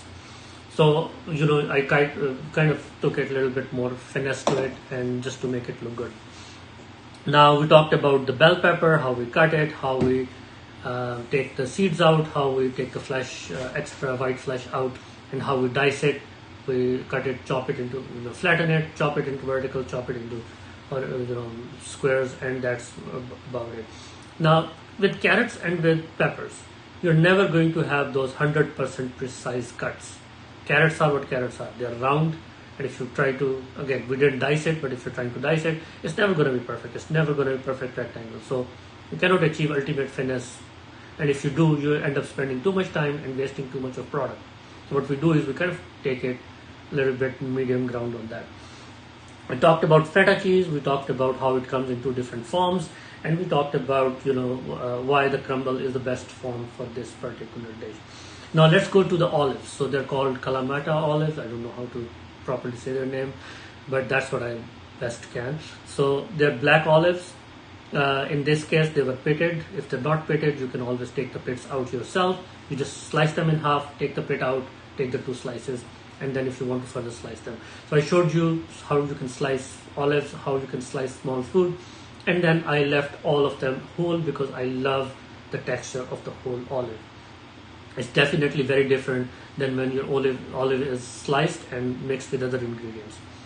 So I like to retain that inside taste and not expose it out. So that's a trick there. If you're using olives, be very careful whether you're using very thin slices or you're using it whole, or half, or 3 or 4 large slices. Everything will give you a slightly different texture. Then we talk about our garden fresh parsley. We still have some left over. We didn't add all of it, but we just rolled the leaves. We cut the stems out, rolled the leaves, and just kind of chiffonade style, just cut them to something that looks really beautiful in our salad. So again, trying not to drop it. You can see that almost chiffonade parsley sitting on top. We added some to the salad before we tossed it, and then we added some more on the top just for garnish, beautiful looking colors there. So that's what we did.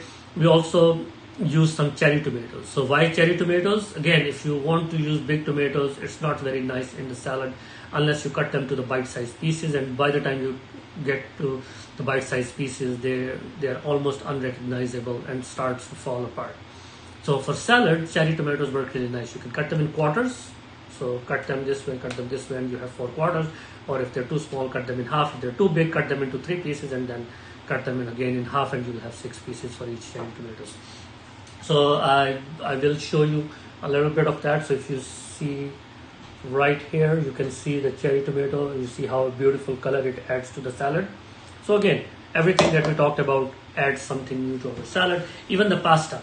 So you can select any pasta. You can have corkscrew style pasta. You can have your fusilli pasta, or you can have this farfalle pasta, whatever it's called. I don't go by name, but by the taste, and it's awesome. So this looks really nice. You see, it's a bow tie. You can call it kind of bow ties, and you see these bow tie, beautiful bow tie, and edging on it that adds little extra finesse to your salad as well. So that's a lot of information about just salad, but each and everything we start talking about, there's more and more to it that we can talk.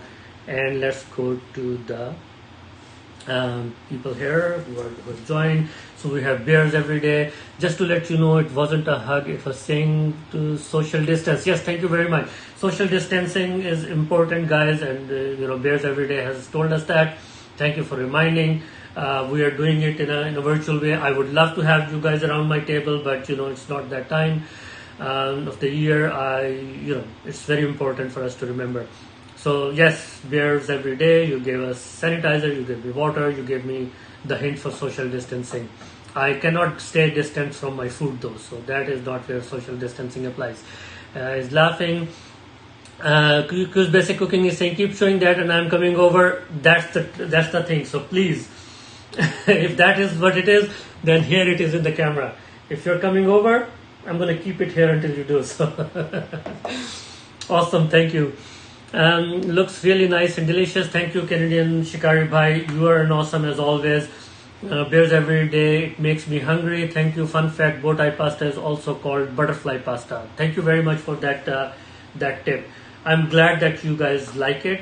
Please make it. I will post more details about it in our chat as well, and you will be able to see how easy it is to make and how beautiful it can look. Now let me talk about a little bit more about different ingredients that we used, and let me talk about a little bit about the cooking techniques we use. So we did use some of the ingredients, but we use them in a way that now can allow you, and this is the bonus. You can take this pasta and you can cover it. It's not hot. You can cover it and you can put it in fridge for 3 to 4 to 5 days, and all the ingredients that we have used will stand if you keep it in fridge properly. You don't leave it outside. The thing about danger zone about the food is that if you leave it, especially it has feta cheese in it, so I wouldn't recommend. It's milk-based product, dairy-based product. You want to be careful. But if you keep it in the fridge, usually the best temperature in fridge is under 4 degrees centigrade and above the freezing point. So between 0 to 4 degrees centigrade. If you keep it that way, you can keep it for 3-4 days. It's not gonna spoil. You can eat it. Your kids can eat it. When you just had your meal, dinner at 7 o'clock, and now it's 9 o'clock, and you're a little bit hungry again. It's perfect. It's not very heavy. So you can just take a little bowl of it and eat it. It's very, very delicious, very, very fresh. So it will give you that boost that you need. It is perfect for brunch. You have your friends over, again with social distancing properly, of course. But you have your friends over and you want to bring something out that you have in your fridge. You can just bring it out. Now, in your fridge, it's gonna get cold. You want to break that cold, so just take this bowl, put it in microwave for a minute or two to break the cold part, and then it's as fresh as it's ready to go. If you know that you're going to make it and then store it, one thing you can do is not add the dressing right away. You can add the dressing later. So the dressing will kind of refresh your pasta salad, and you will be able to use it again. So that's another tip for you. Let me know if you like these tips. Qeema Cooking and Vlogs is here saying yummy. Thank you very much, sister. You are awesome always. Q's Basic Cooking saying again, yes, I will keep showing it Q's Basic until you come. And Gulchim is saying, guys, also like this live. Thank you very much for reminding. That's awesome. If you like it, it's awesome. It's good for me. I will continue to share food with you guys. I love it. I love cooking. I love making simple things. I love making things simple and then make simple things. Food, if it is too complicated, we're only going to do it once in a while. But if it is simple, we're going to make it every day and we're going to love it. So that is my effort. I want to take those extremely difficult things that people kind of trip over. If you see, all my recipes are like that. A lot of people cannot make or don't make bread at home. I try to make it as simple as possible so people can actually do it and see the difference between their regular bread that they buy from the store and what they can make at home. And it's so simple that you will be kicking yourself that you never made it at home. Naan is another thing. And by all means, give local businesses an opportunity to serve you and also give them business. Do buy naan from there. Don't make all the time at home. But if you can make it, you will see something different. You will have also something that you can make at home. I even showed in a video how you can make amazing crispy chips at home. Kids love it and you always want to make it. But every time you make it, they become a little soggy. They become a little bit not the same as you get in the box. But with the recipes that I've shared with you, if you follow them step by step, you will get exactly the same results every time. Let's go back to our comments. So, Canadian Shikari saying, thanks for reminding Gul. Yes, that's great. Thank you very much, Gul Qeema. You're always welcome to do that. Mobbi dear, you're doing really well. Thank you very much. Mashallah, mashallah. Thank you. Awesome. You are great and very encouraging. If it was not for, you and other friends like you, I wouldn't be even sitting here doing this live. So thank you for all the help. And being in your live, I have learned so much. That is just beyond description. So thank you for being a friend. My timings are such that I am not always able to attend all the live streams as much as I would love to. Trust me, that is my first preference. I push myself and do it. But when push comes to shove and there are a lot of other things that take priority, then sometimes I have to, not able to join. And especially, we are such amazing friends. And we are all over the world. So you are in Germany, I know there are people, great friends. Canadian Shikari, he is from Calgary, timing is a little bit different. We have people from USA in different time zones. We have people from all over Europe. We have friends from Pakistan, India. So it's a lot of time zones. So accommodating all that is a lot of challenge. And I know that you guys do it and I envy you guys. I wish I could do it. But we try our best. So thank you very much for being part of this. So we were talking about cooking healthy, cooking at home, doing stuff like that. It's amazing. We talked about some of the knife tips. We talked about some of the ingredients. We talked about all of that. Now, what is the difference? When I say make bread at home, what do I mean? I mean, do you always make bread at home? Not necessarily. It's amazing convenience that you can go to a convenience store or a grocery store or anywhere and just pick up a loaf of bread and boom, you can make sandwiches out of it and all. But what do you also get with it? You get some preservatives. You get some industrial shortcuts that people make. So it's good for convenience, but it's not super good for your health. Now, I pretty much, and again, I don't want to advocate that. I'm not against business. I'm not anti-business. But I want you to know that the day I stopped eating store-bought bread, my guts and everything is so much better. And my health has so much improved that I cannot even tell you guys how much difference it is. So please try it. See if it works with your lifestyle. We make yogurt at home. We make bread at home. Those are the two things that I'm always making. I have pretty much stopped eating steaks outside. I eat steaks at home. I make them myself. I sometimes use sous vide. That's something that we'll talk about in a live. We'll do live only for sous vide, and it's an amazing way of cooking. Then I have an air fryer kind of oven that I use for air frying, so that's great. We have a comment here. Mobbi, one question, please. Go ask that question. Ask away, no worries. If you want to send it on the side, I can check my phone. I have my phone here on the camera, so it's kind of on a silent mode. But please ask away.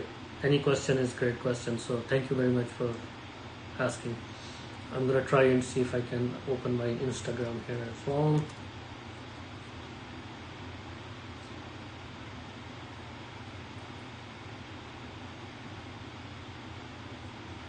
If you want to ask it here or anywhere, please feel free to do that.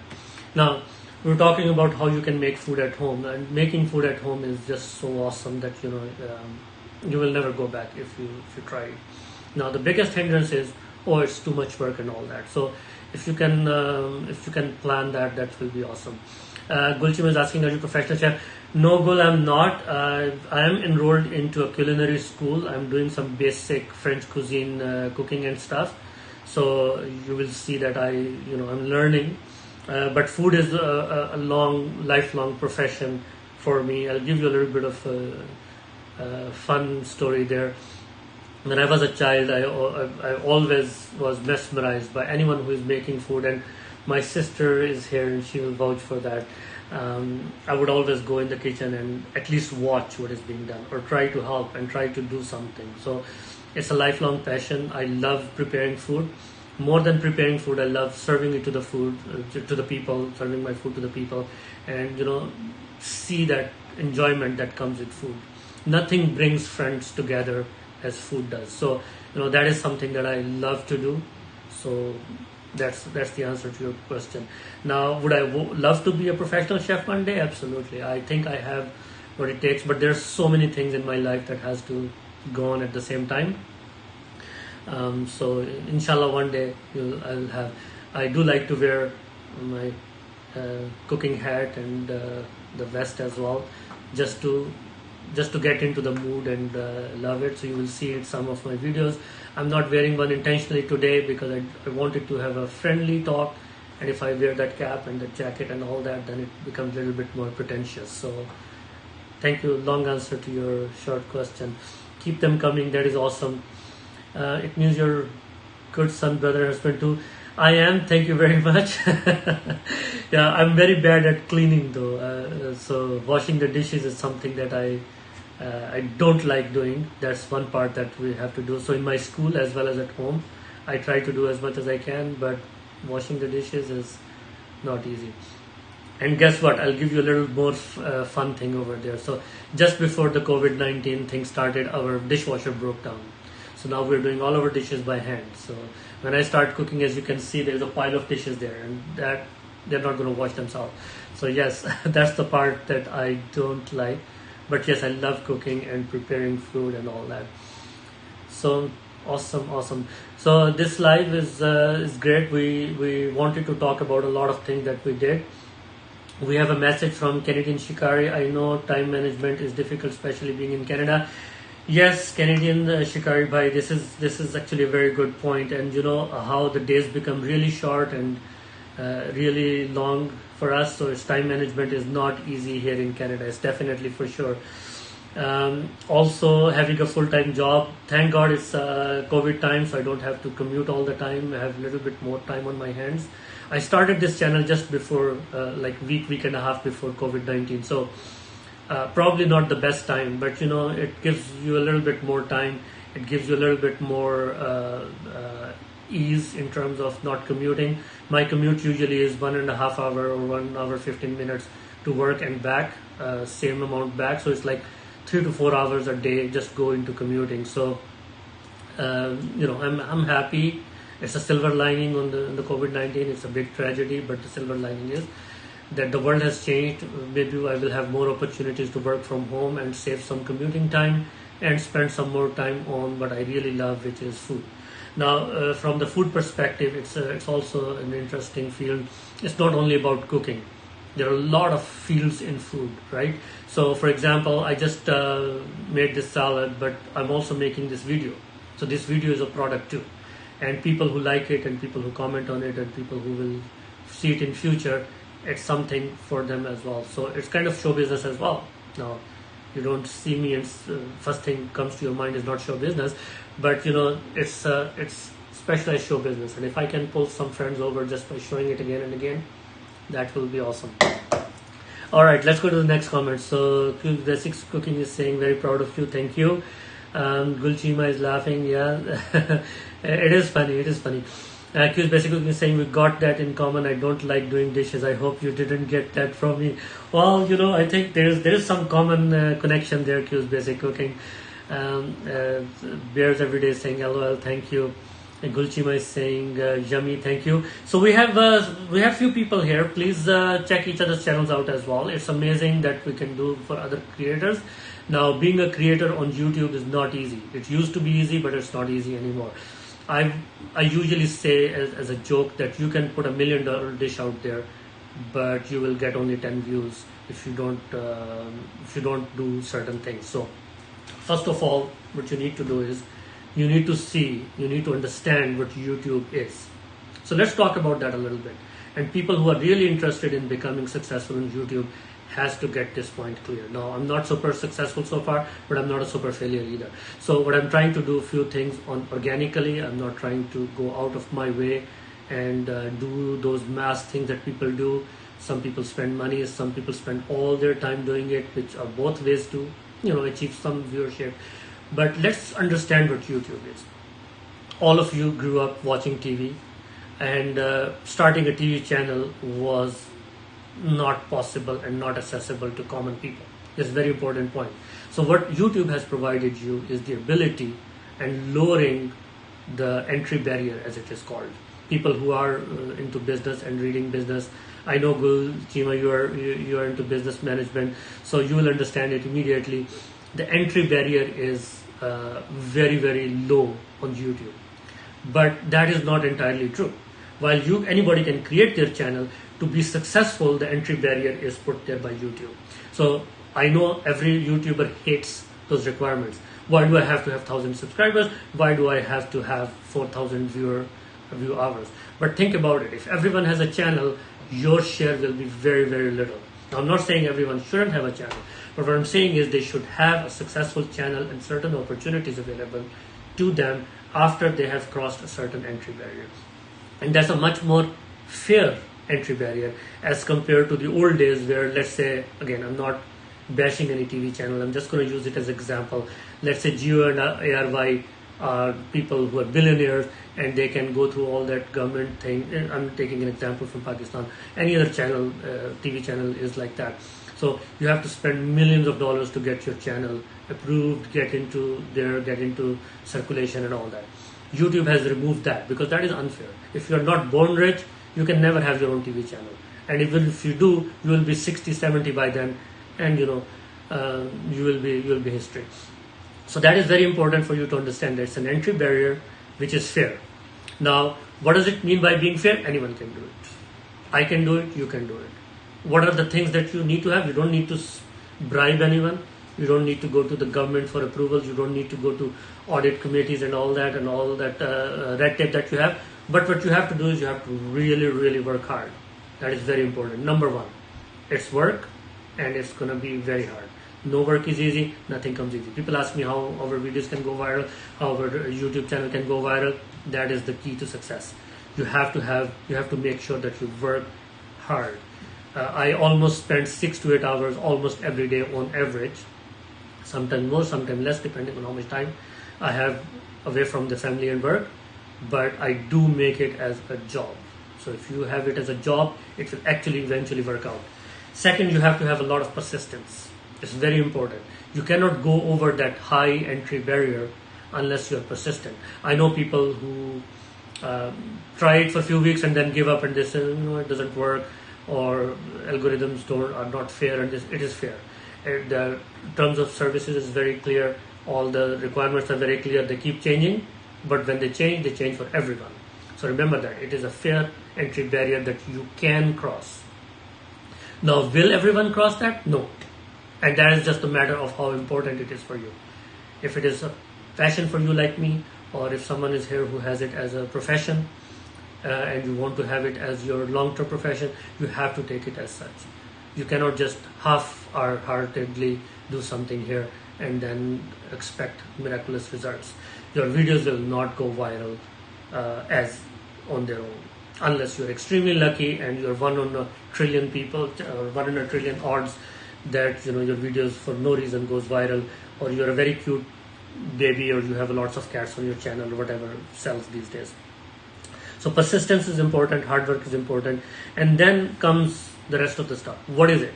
So what is YouTube? It's the democratization of your TV otherwise. Second is what does it allow us, and what does it mean for the end users. So what it means for us is an opportunity. What it means for the audience is it means another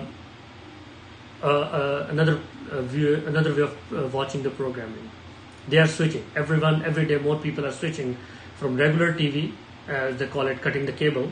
They're cutting the cord, their metaphorical cord of the TV, and they are getting onto the YouTube, where they can watch on-demand content. So they are out there to watch content, but they only have a limited time in their day. If I have 1 hour to watch, what am I going to watch? Every food video? No. I'm going to watch those selective videos that appeal me most. How can I appeal someone on YouTube? I cannot make them smell my food, although it will be awesome, but I can just make them look at it. And if it looks pretty, they're gonna higher chance that they're gonna choose me over another dish that doesn't look good.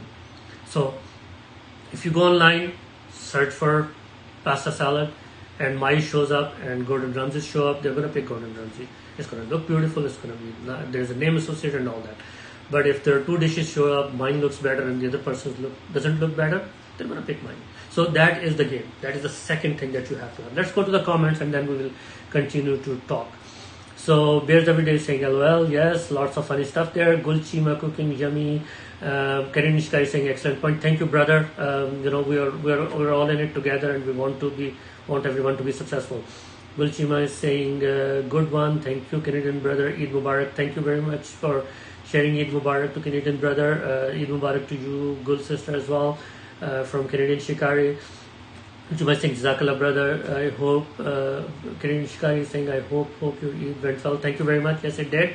We had a lot of good stuff. Now here, there are limitations on for Qurbani and stuff. So what we did is we registered with the local butcher, and we will get our bakra tomorrow hopefully, and I will probably make some video. I'm not going to do another live. It takes a lot of time to prepare, and I'm just working with my setup there, but I'm definitely going to post some Eid videos there. Now had to go but came back. Thank you very much. As long as you're back, or if you have something else to do, feel free to do that. But this is going to be there for you to look at. I am sharing all I can. Looks pretty means up pass. Okay, thank you very much for passing me, Qeema. Thank you very much. Here's Becky. Basic Cooking is saying she's gonna fly. She's gonna leave. Thank you very much for being with us. That's true, Gul says. Thank you very much for staying. So we were talking about the success on YouTube. So we talked about hard work. We talked about persistence. We talked about visuals. Your visuals matter. Your channel, how you lay it out. Your thumbnails have to be, it has to tell the viewer what it is. Now you can't show a beautiful dish there that is someone else's. That will backfire, because the people who go in there, they will not find it. They will never come to your channel back. Remember, they are not bound to come to your channel. You are not, I'll take the example, you are not Doordarshan of India, or you are not PTV in the old days of Pakistan, you are the only choice. They have choice and they exercise that choice every day. So if you try to deceive your viewers into something that you do not deliver, they're going to vote with their feet, they're going to leave your channel, and you're going to get a bad reputation. So don't do that.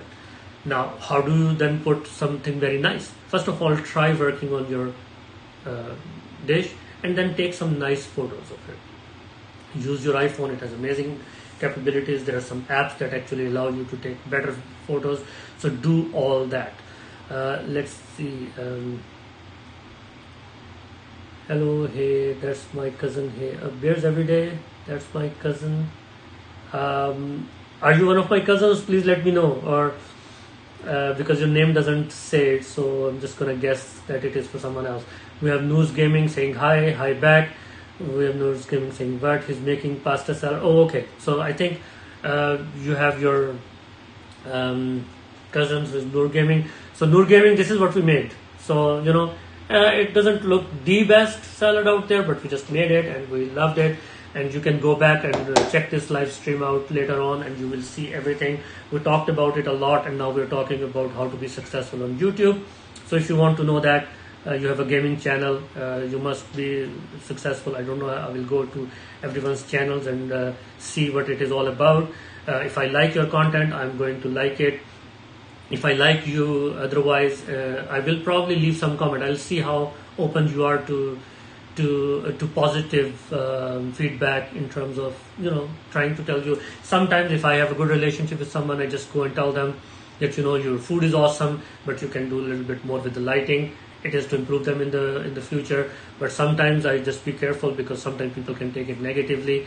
I try to reach out to them in person as well and try to help them out. Helping other people out is the big thing on YouTube. Canadian Shikari here is the big example of that. Qeema, she's here, she's a big example of that. You have Habib Bhai, who is also in Pakistani community of YouTubers, and he's awesome. You have Ghafoor Bhai, he's awesome. There are many others, there are numerous to name. But what I'm trying to say is, one thing that is common in all of them is they genuinely try to help other people. That is going to make you successful in YouTube community. You cannot succeed alone. You are one in a millions and millions of YouTubers. You will have no voice on your own unless you are extremely, exceptionally talented, one in a million kind of talented, or you have an extremely good content. So yes, you can always be successful on your own if you have very good content. But for rest of all of us, you need to make sure that you build your community, help other people, and helping other people just makes you a better person in general. You'll be better at everything that you do. Let's go back to the comments. I was saying, Noors Gaming saying, we have it live on my TV. Oh, awesome, Noors Gaming. Thank you very much for doing that. There are two key points on videos, visual and voice. If you give engaging visual and voice, then chances are you will grow. Absolutely. So Canadian Shikari there has an amazing point. I was going to come to that as well later, that your voice quality has to be very good. But the problem is, last live my voice quality was not very good, but I'm working on it. I take it seriously. I want to make sure. In fact, I have some equipment that I used in past that didn't work, so I have to troubleshoot it and make it all work. I'm just going to turn off my exhaust fan because I'm not cooking my pasta anymore. That will improve some sound quality too. Now, some of you may not know, I actually built this kitchen with my hands. So this is another thing that you need to know. I love this kitchen. I love working in it, and I'm so comfortable in it. So when I bought this house, there were, the kitchen was very old. So I actually had to take all of it out and then replace it with a brand new kitchen. So all that you see here is also something that so if you want some opinion on your kitchen, if you want to see how you can build your own kitchen, especially if you are in North America or Europe, where you can actually find materials like this, you will be able to make this kitchen easily. It takes some time, it takes a lot of hard work, but then you can build your own kitchen and be very nice. I have tons of storage in there. I will try to show you around a little bit. I don't want to move camera too much, but this is an awesome place for me to work, and it inspires me every day.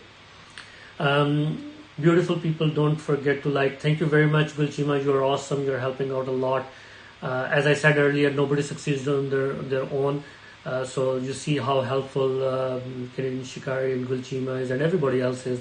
This is awesome, guys. I would rather have 5 friends in my whole world and my life who actually are helpful and care, and I help and care about them, than having thousands of friends and they're indifferent about that friendship. So thank you very much for being with my live and all. I have a message that is held for review. I'm gonna hide that because it is against the TOS of the YouTube, so I'm just gonna hide that message. Sorry for that.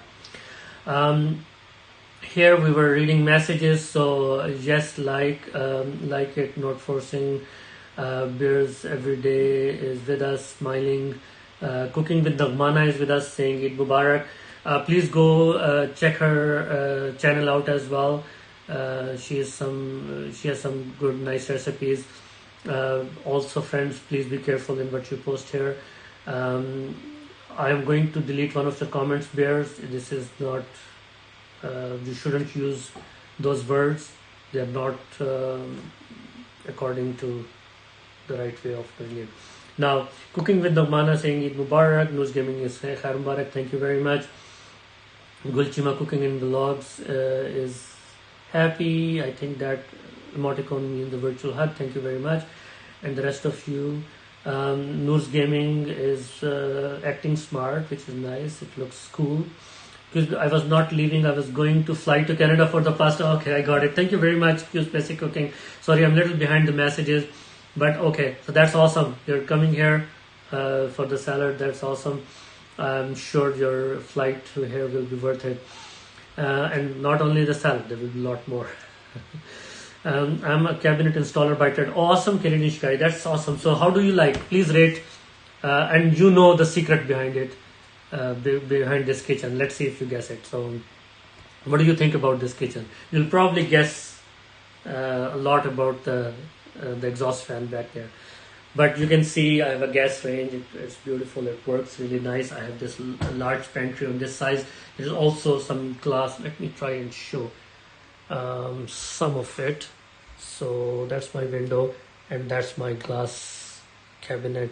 Lots of storage, lots of drawers at the bottom. So that's just a quick view of, and you know, see it's messy kitchen right now, which I'm gonna clean up later.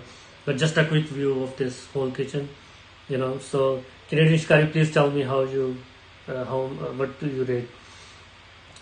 So nice. Qeema is washing hands. Thank you. Canadian Shikari saying nice. You all have amazing content. Thank you. I will be back by Nose Gaming for sure. Thanks.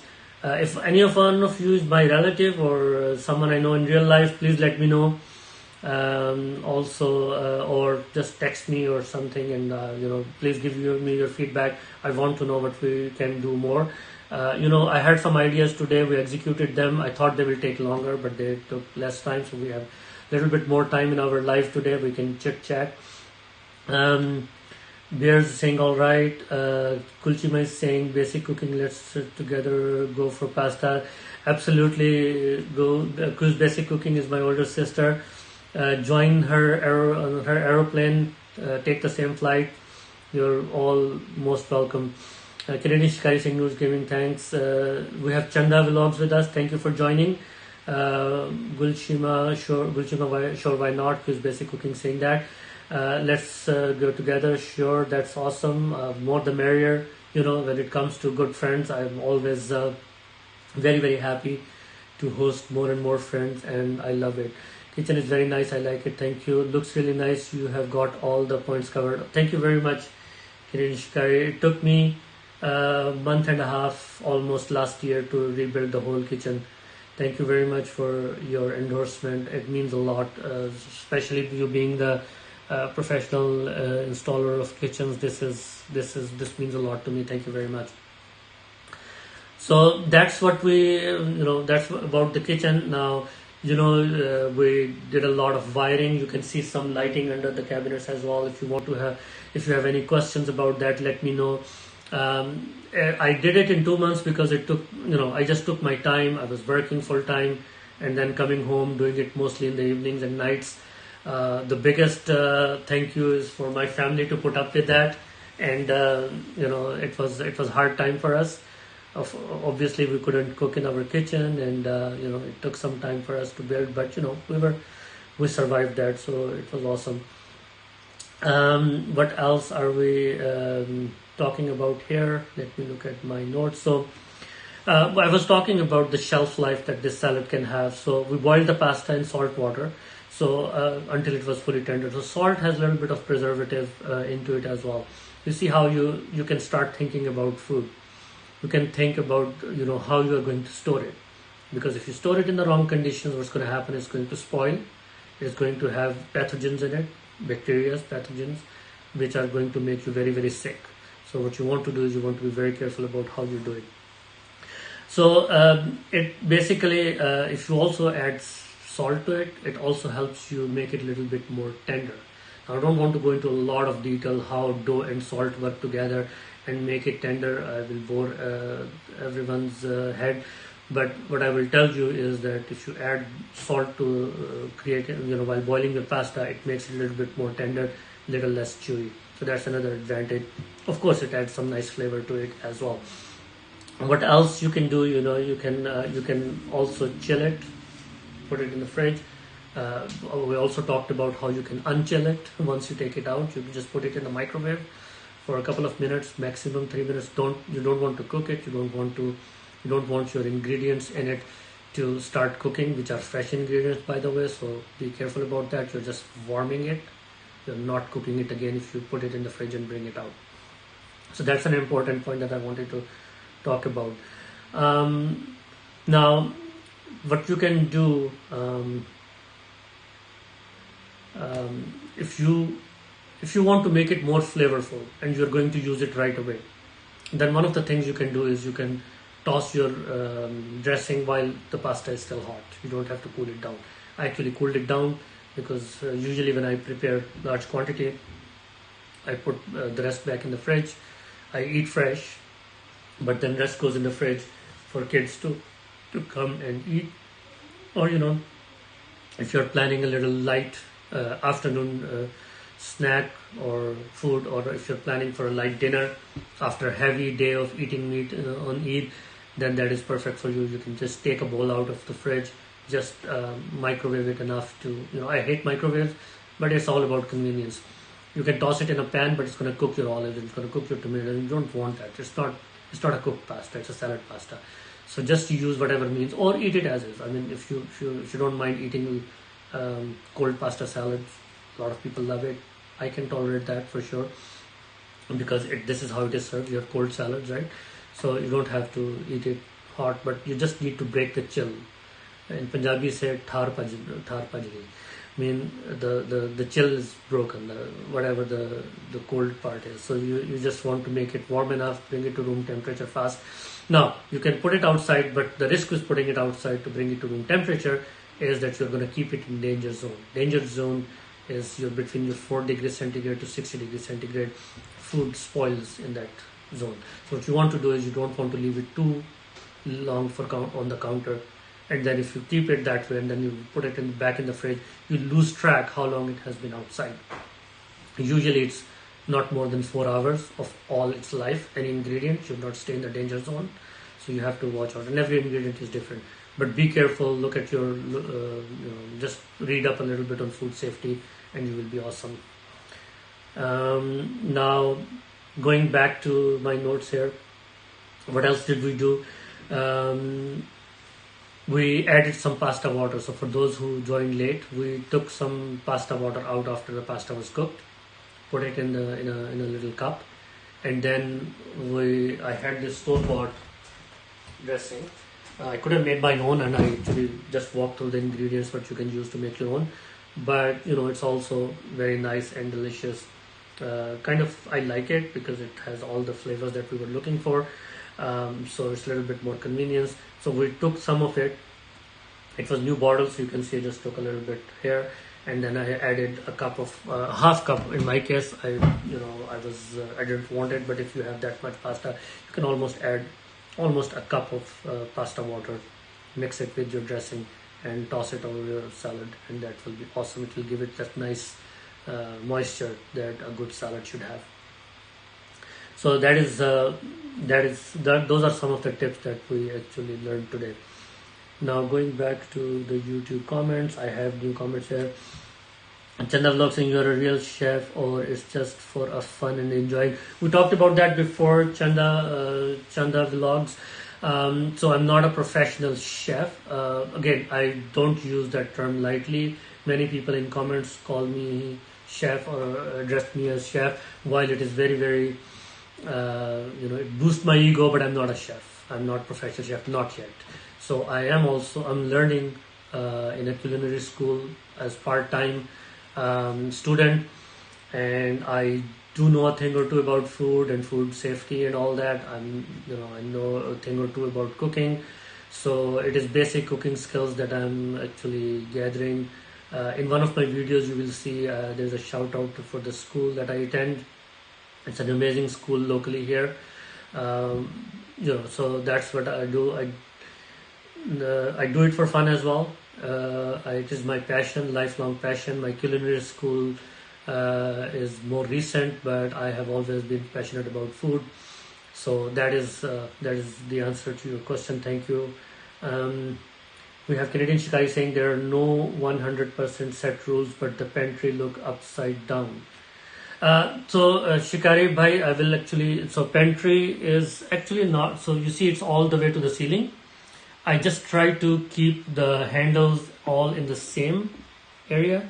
And you know what, since you've asked, I'll just show you a little bit. So you see how it actually opens like this, and it has all the drawers and shelving in it. So it's a little bit more convenient to keep the handles here. And this one is an open area on top. There is a lot of stuff stored. So if you can, it is like that. It's intent. Now I know that the handles look like they're upside down, but I don't know if that's allowed. So you're a professional. You tell me. If I messed up, I can fix it. But if it is okay, I will let it slide. So that's how it is. Let me read. There is no one. Okay. Your kitchen looks amazing. I never said it out loud because you might get a big head. Oh yeah, I couldn't fit it through the door anymore because basic cooking. Thank you for keeping me humble. No, I'm just joking. So Kiran is saying ha ha ha. No, it's all good. Thank you. I really want to take into consideration your opinion. I have a lot of nice features. So what I'll do is I'll take everyone around in one live about different features. I have to clean up for that. So I'm not ready to show it to you guys, but there are a lot of nice features built into this kitchen, and one day I will show it. Qeema is saying everything you done it properly. Thank you very much. Appreciate that. I try to live by a saying. Again, I'm sure all of you do as well. If it is worth doing it, it's worth doing well. This world is not for half-hearted people. If you're doing something and you don't put your heart into it, then what's the point? Why did you even start? So that pretty much goes in everything that I do, and I know a lot of you guys do as well. Q's Basic Cooking, I call you a chef and you're good at it. It's a compliment. Just take it. Absolutely. And as I said, I like it. I like when people call it. But to be 100% correct, again, I will be boring you guys, but the word chef basically means the manager, and it basically, the full name is chef de cuisine in French, which means the manager of the food or the restaurant, whatever that word means basically. So if you are at that level, then you are not a cook, you're a chef. So there is a little bit of hierarchy. Since I know about it, I cannot ignore it because I've learned about it. So you have different levels. You have your sous chefs, you have your different specific chefs, and then you have chef and executive chef, and all those things actually mean something. So yes, people casually use that word, and I love it. And all of you can call me chef. Thank you very much. I would love it. But just to clarify, it's a little bit of more to it than that. Normally, the top doors line up with upper cabinets, but it could be a view angle on my end. So you're saying is top doors line up with upper cabinets. I see what you're saying. It is, yeah, it may be the angle. So let me just try and change that angle without changing too much on my camera. So yeah, it may not be perfect alignment. As you know, I kind of did it myself. And the handles may not be 100%, but it may be a little bit of angle too. So I will definitely look at it in more details for sure. So that's awesome. This camera stand that I have, I will also share that for those who want to use it. I'm still learning, so it's a little bit difficult for me to operate it a little bit, but we'll go over that. All right, so we are in almost we have approximately 30 minutes left in our live. Please feel free to see if you have any new friends here that you can join and work with. As I said, friends are very, very critical for you, for your life to be successful and for you to be successful on YouTube. Now, another thing that I talked about on the YouTube, we talked about visuals. Canadian Shikari Bhai, he told us that visuals are very, very important. Your voice recording is very, very important. If you speak clearly, that is very important. I try to do all the time. I know the Canadian Shikari Bhai and Qeema, they're much better in that regard. You go to their live, you hear everything very clear, very crisp. So I'm learning from them. It is very important to also do some posting in advance. So if everyone knows when your live is going to be, chances are you will get some people. Now I have just started doing it and I still need to work on that. I am still planning a lot of things about this live. One day this live will be much more interactive. There will be much more elements in there. As you can see from last live, this time around you see a little ticker at the bottom. You see that I was able to add little graphics to it. I was able to add my iOS camera to it, and I'm learning and I will continue to improve on that. Qeema cooking in alone is good. Don't need to be perfect. Don't need to be perfect when you're among friends. Absolutely. And I'm you guys are amazing friends. Thank you very much. So another thing that I want to talk about is your search engine optimization. Now, how does search engine optimization work? If you ask 100 people, they're going to give you 100 different answers. But the very base of it, I will tell you that Google, and I know about technology, my profession is in technology, I'm an IT project manager. Google looks at everything the way people do. Their whole business is trying to mimic the end user. So when the search engine goes to a web page, all their algorithm does is looks at it as a person would. So this is very, very key point. Now, a lot of people will tell you a lot of tricks. A lot of tricks will work, but nothing beats good content, and good content in a structured way. Google loves structure. What you want to do is you want to put your stuff in structure. So what is the structure of a YouTube video? You have a title. Make sure you have the best title. Use someone who is looking at it with their eyes. It's going to appeal Google algorithms. Sooner or later, you'll always be successful in long run if you make content keeping people in mind. That is all that there is for YouTube. Now, YouTube does it in machine language, with artificial intelligence and all that good stuff. But their objective as a company is to look at it as you look at it yourself. So if you are happy with your content, chances are Google will be happy with your content. But you need to understand those techniques as well. I'm not saying just you know it and now you'll be a SEO master. No, you won't be. You will have to apply those techniques. So what are those techniques? You need to have some tags in your description, and you need to have the same tags in your title, and you need to have same tags in your tags section.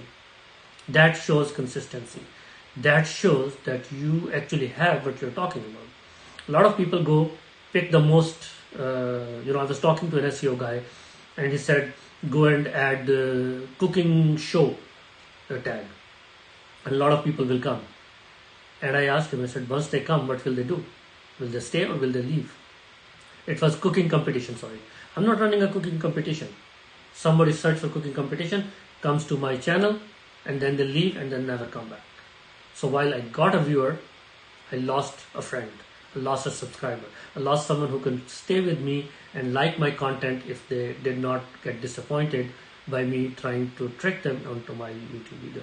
So it's very important. Google sees it the same way. So let's say this video, if I am making just this salad, I'm going to show it again. So use basic cooking and Qeema, don't ditch their plans to fly over. So now if I just put, it's pasta salad in my description, in my title, in my tags, that triple time reinforcement actually is loved by Google. So that's Google owns YouTube.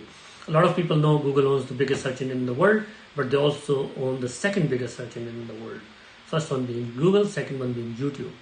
YouTube has the search capability and the number 2 in the world in terms of number of searches. So before I go any further, let's go back to the comments. Qeema is looking cool. Canadian Shikai, that's fine, no big deal. Qeema is good, no need to be perfect. I think I read that before. No worries, you're doing really good. Thank you very much, Canadian Shikai. Coming from you, it means a lot. Assalamu alaikum, Mobbi ji, quick videos A to Z. Thank you very much. Walaikum assalam, quick videos. Use basic cooking. On the serious note, I always have voice problem. How can I improve it? Okay, so let's talk about that. Let me just read few comments and I will hang on to that thought. How do we improve our voice quality? So I'll talk about that. Again, I may not have the best voice quality, so please forgive me. I know how it works, but I may not be able to have all the equipment set up in the right way, and it will actually happen. Eid Mubarak dosto from Quick Videos A to Z. Shikari ji Eid Mubarak, that's from Quick Videos A to Z. Canadian Shikari Eid Mubarak to you too, quick video. Thank you very much for that. Accused basic cooking Khair Mubarak. This message is held for review. Okay, so I'm gonna show this message. It was held for review, but please avoid certain words in there. Maybe I have lots of questions about YouTube. In fact, little confused. No worries, you can ask them now, you can ask them later. I will answer whatever I can. Whatever I don't know, I'll do research and get back to you. That's what I do all the time. I'll continue to research, so no worries, we'll do it together.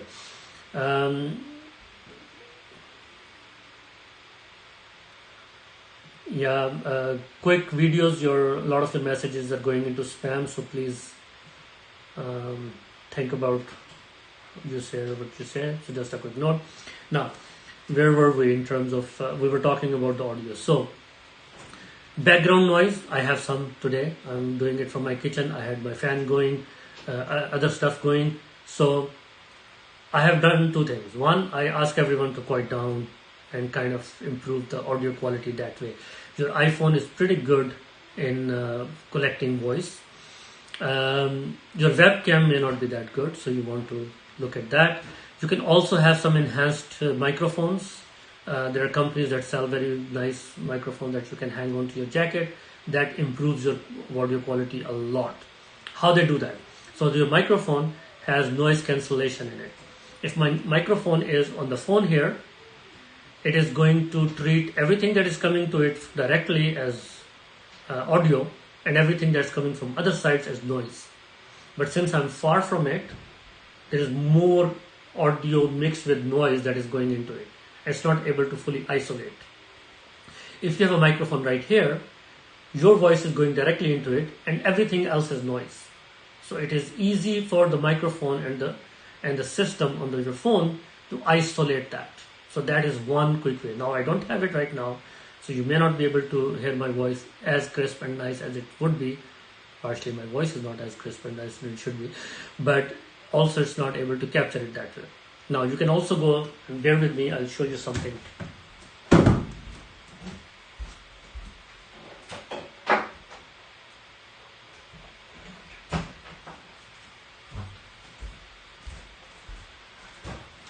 So here's something that I use for my audio recording. So what you can do is you can cut your audio out from your video and dub it.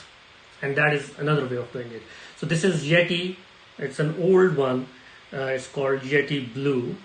I don't know how much it cost me at that time, but it was not very cheap, but it was not super expensive. It was on sale on a Black Friday and I got it and it was really good. So this one is USB. You have some gain control in it. You have ability to mute yourself. Take your video and dub it. Now what you're going to have to do in that case, you're going to have to have a software that allows you to do that. Adobe Premiere does, iMovies does, I think many software computer-based do. Phone-based apps usually do not allow that better of voice isolation and dubbing and all that, but I may be wrong. So try that. That's another way. I'm just going to go back to the questions here. My kitchen window opens on a very busy street, so a lot of noise getting recorded. Yes, that is definitely going to be an issue if you want to reduce the noise. Now, it depends on the audience. If they know, and if some people like it, like there are videos, there are actually channels who constantly record their videos on the street itself, and the street noise is part of the charm. It's part of it.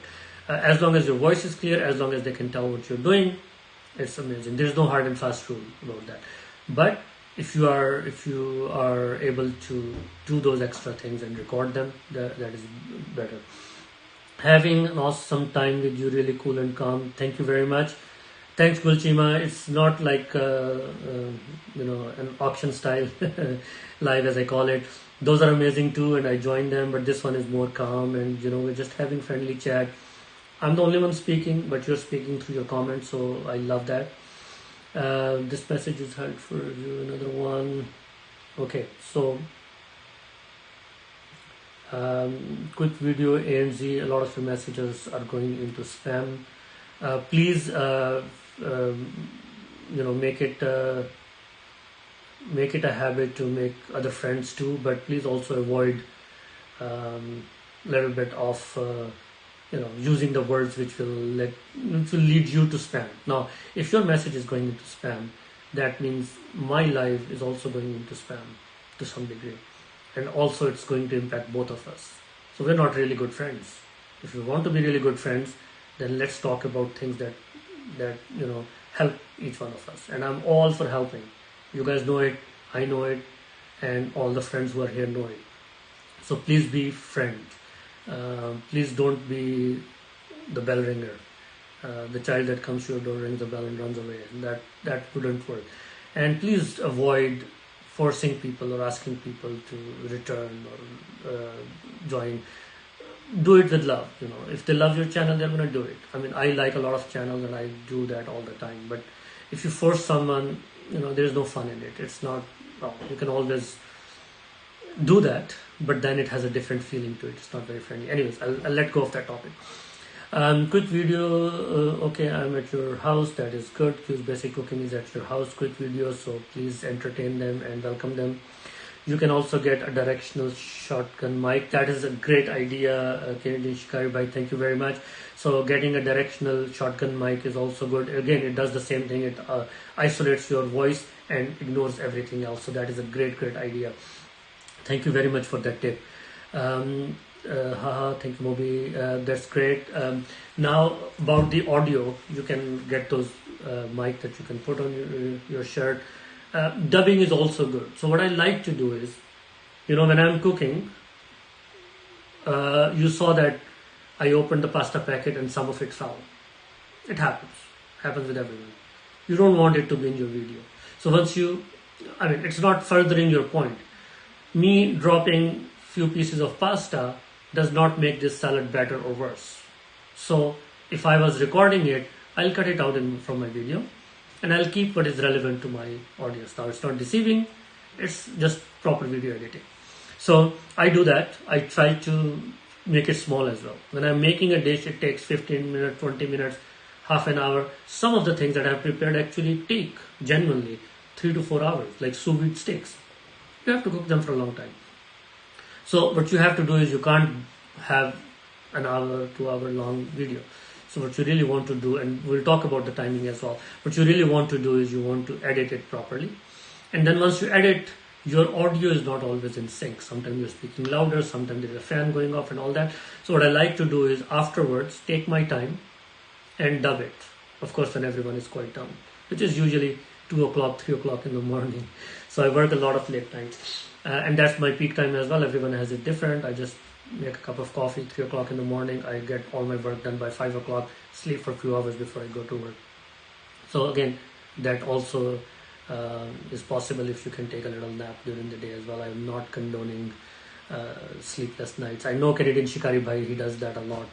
I know other YouTubers, they can't sleep, and that is something that comes with the trade.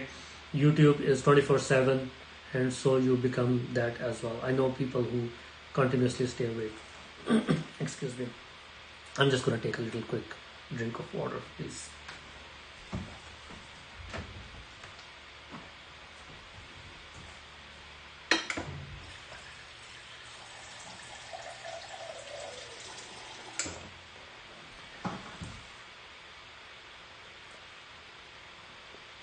All right. So we were talking about the voice quality. We did talk about it. We had some great tips from Canadian Shikari Bhai. That was awesome. Now, what else do you need to do? Timing. I said we will talk about the timing. So there is no hard and fast rule. Timing is good. Long video is good. Short video is good. It depends on your audience. It's like you say, how long should you eat for, or how long do you cook for? There is no hard and fast rule. It's always how much time do you need to convey your message. You're telling a story. Every time you have a video, you're telling a story. And storytelling is more art than science. When is a story done? How do you move all those ingredients within that? So it's very important. Now, there are some quick tips. So if you have a video, which is, let's say, theoretically, less than 1 minute or 1 minute, it's amazing for TikTok, it's not good for YouTube. Why do I say that? Again, I don't want to say it's not good for YouTube, but it's not good for your channel analytics. It's too short. It may work, but let's say it goes viral and you have 100,000 views. You have 100,000 minutes. That's all you have. But if it was 5 minutes, you have 5 times as much time, because going viral means people are actually spending time to watch it. That's the only way your video goes viral, unless you're doing some different techniques that you shouldn't do. So if it is going organically viral, it is because people are interested in your content. Now you can give them, again, if it is just 1 minute and it's genuinely 1 minute, you don't want to stretch it out. But you don't want to artificially make it too little, because then it will not be a good metric for you. So is 5 minutes a good idea? 5 minutes is usually a good sweet spot. Why? Because somebody who comes in, see, this is an hour-long video. I'll watch it when I go pick up my kids from school, make them dinner, and then I'll sit down and then I'll have that kind of time to watch it. Again, if it is 5 minutes, I can squeeze that in anytime. Now, is 5 minutes the best? No. It is kind of one of the sweet spots. Another sweet spot is around 10 minutes, 10 to 11 minutes. And I'll talk about, from watch time perspective, that is another sweet spot.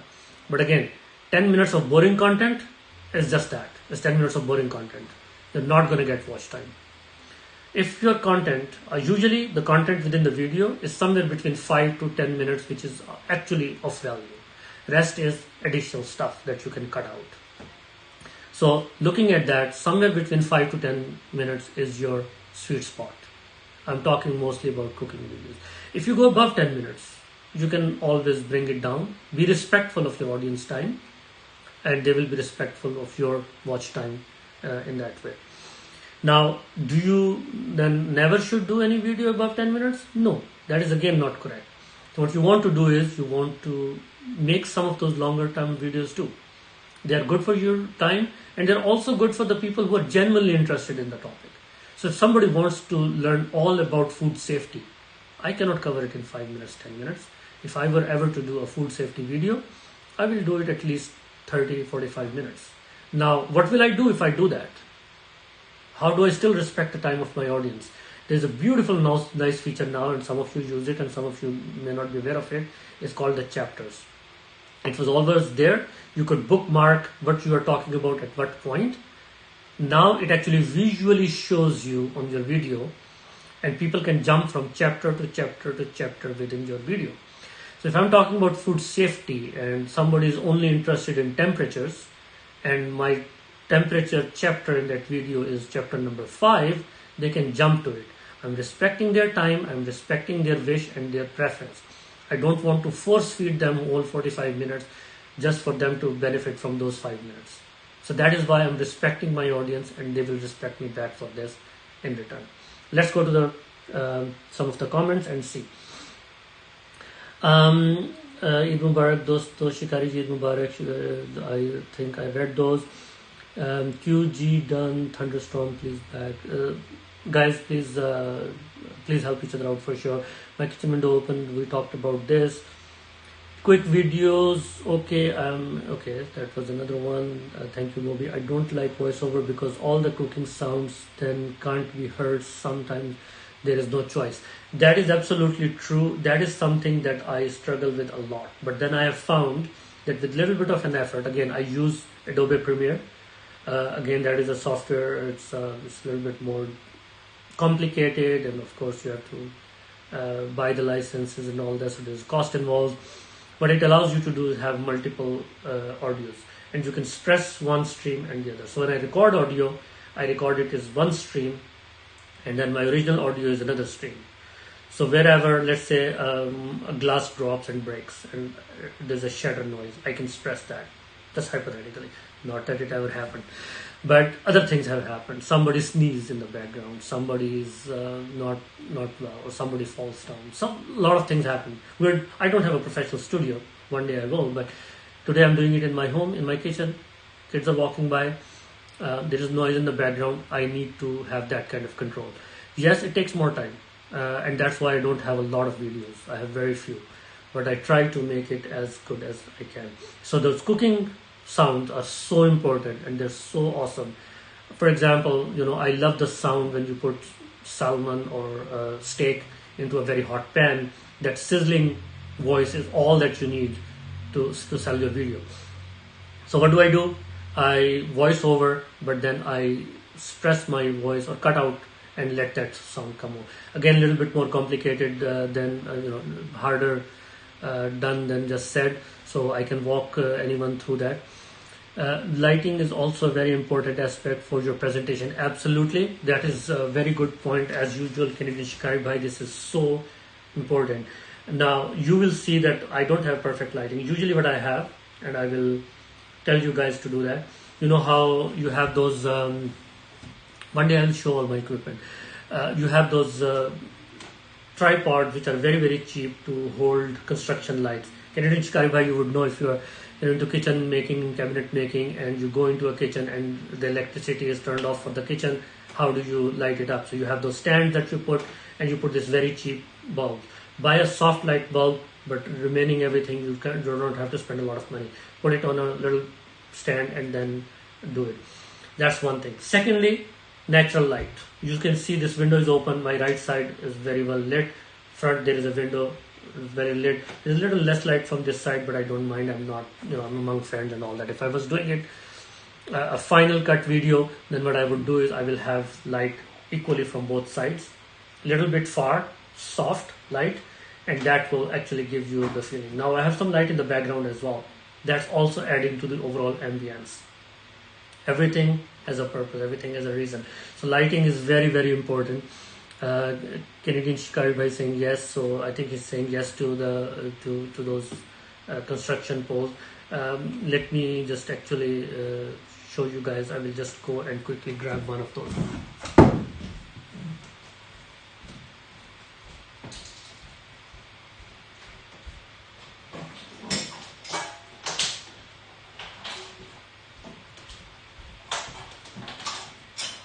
So it's something like this. You see, it's a nice tripod that I can stretch out. It is telescopic, so it goes up. And then this is just a little tin. You can see it's very, very cheap. And there's a bulb in it, which is soft light bulb, LED. So I just put one on one side and one on the other side, and it gives me enough light to light up everything. So I'm just going to put it on the side now.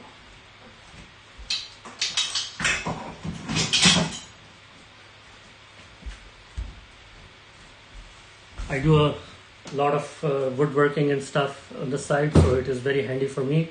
And it was lying around and we just use that.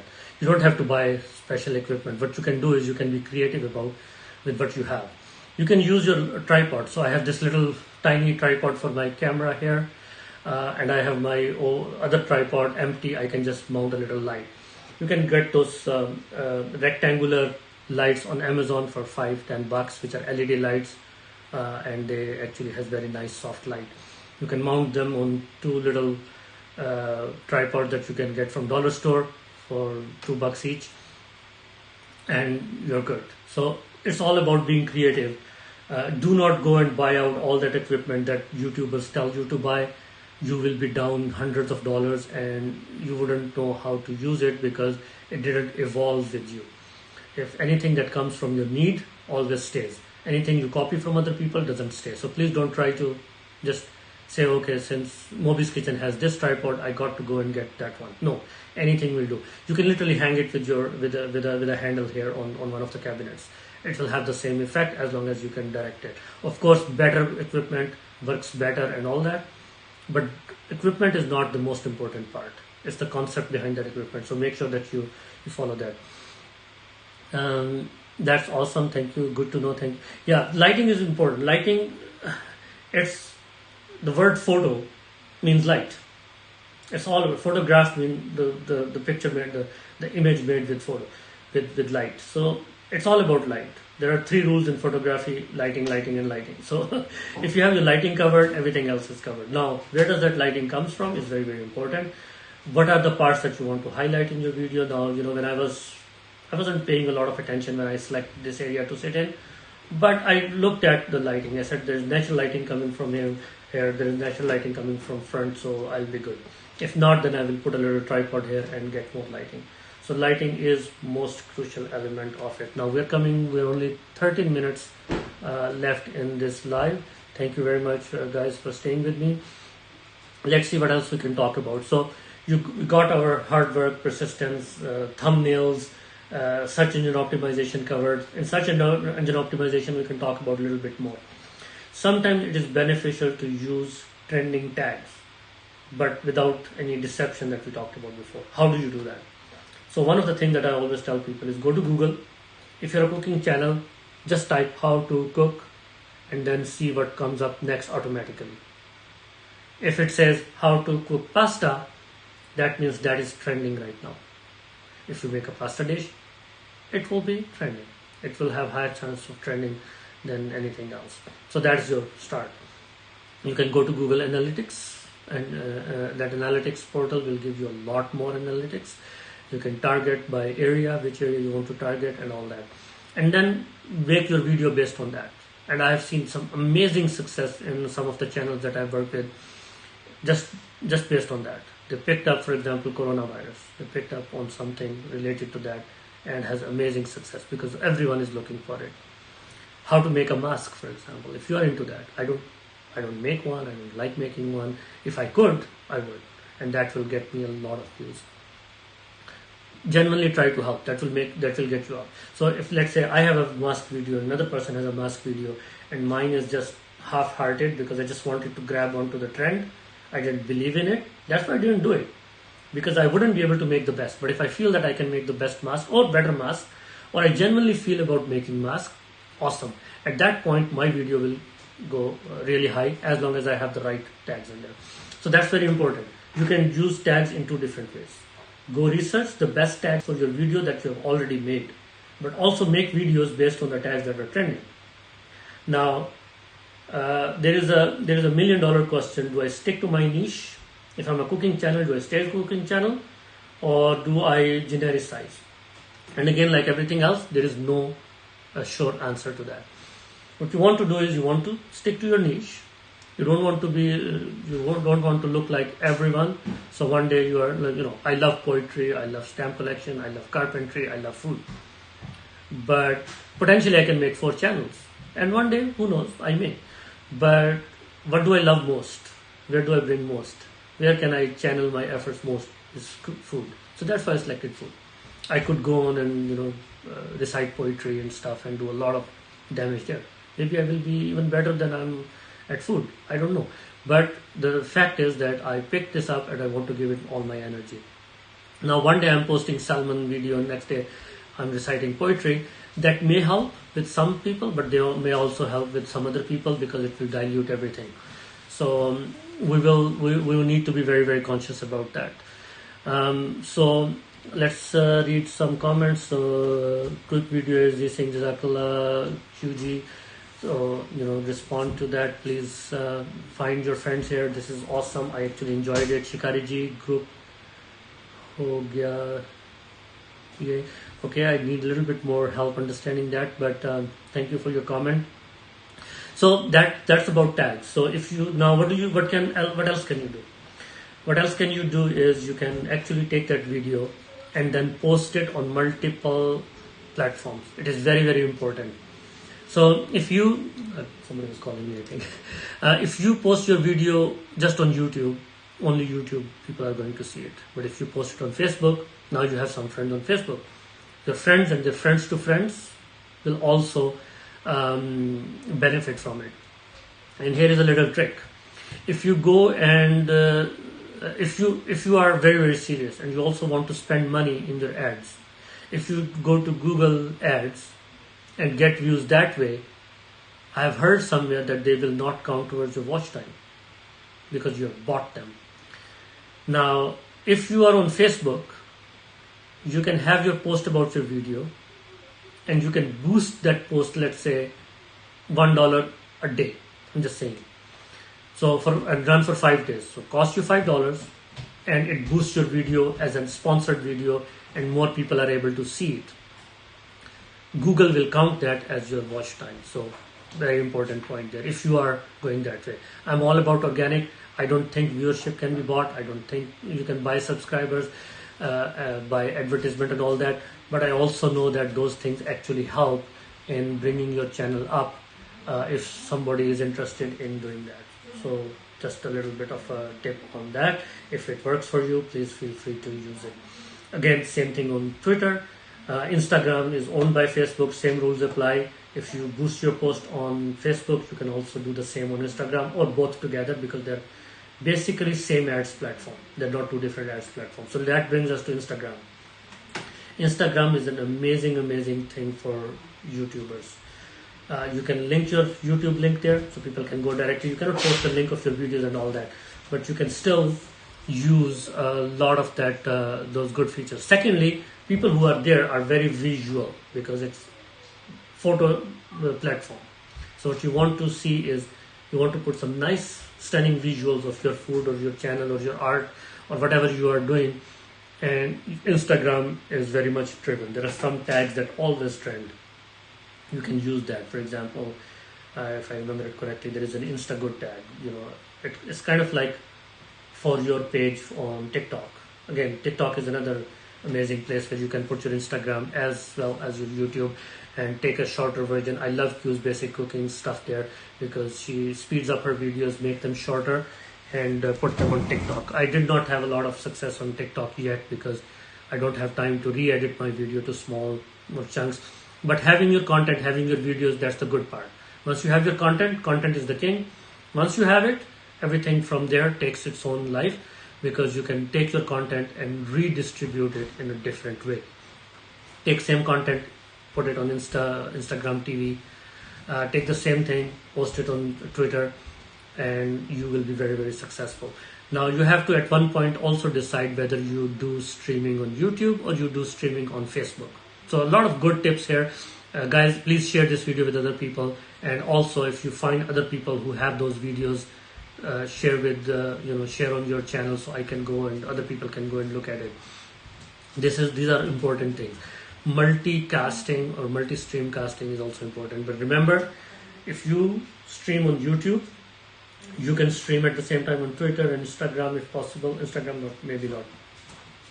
But if you stream on Facebook, their terms of service mandate you that you only use Facebook.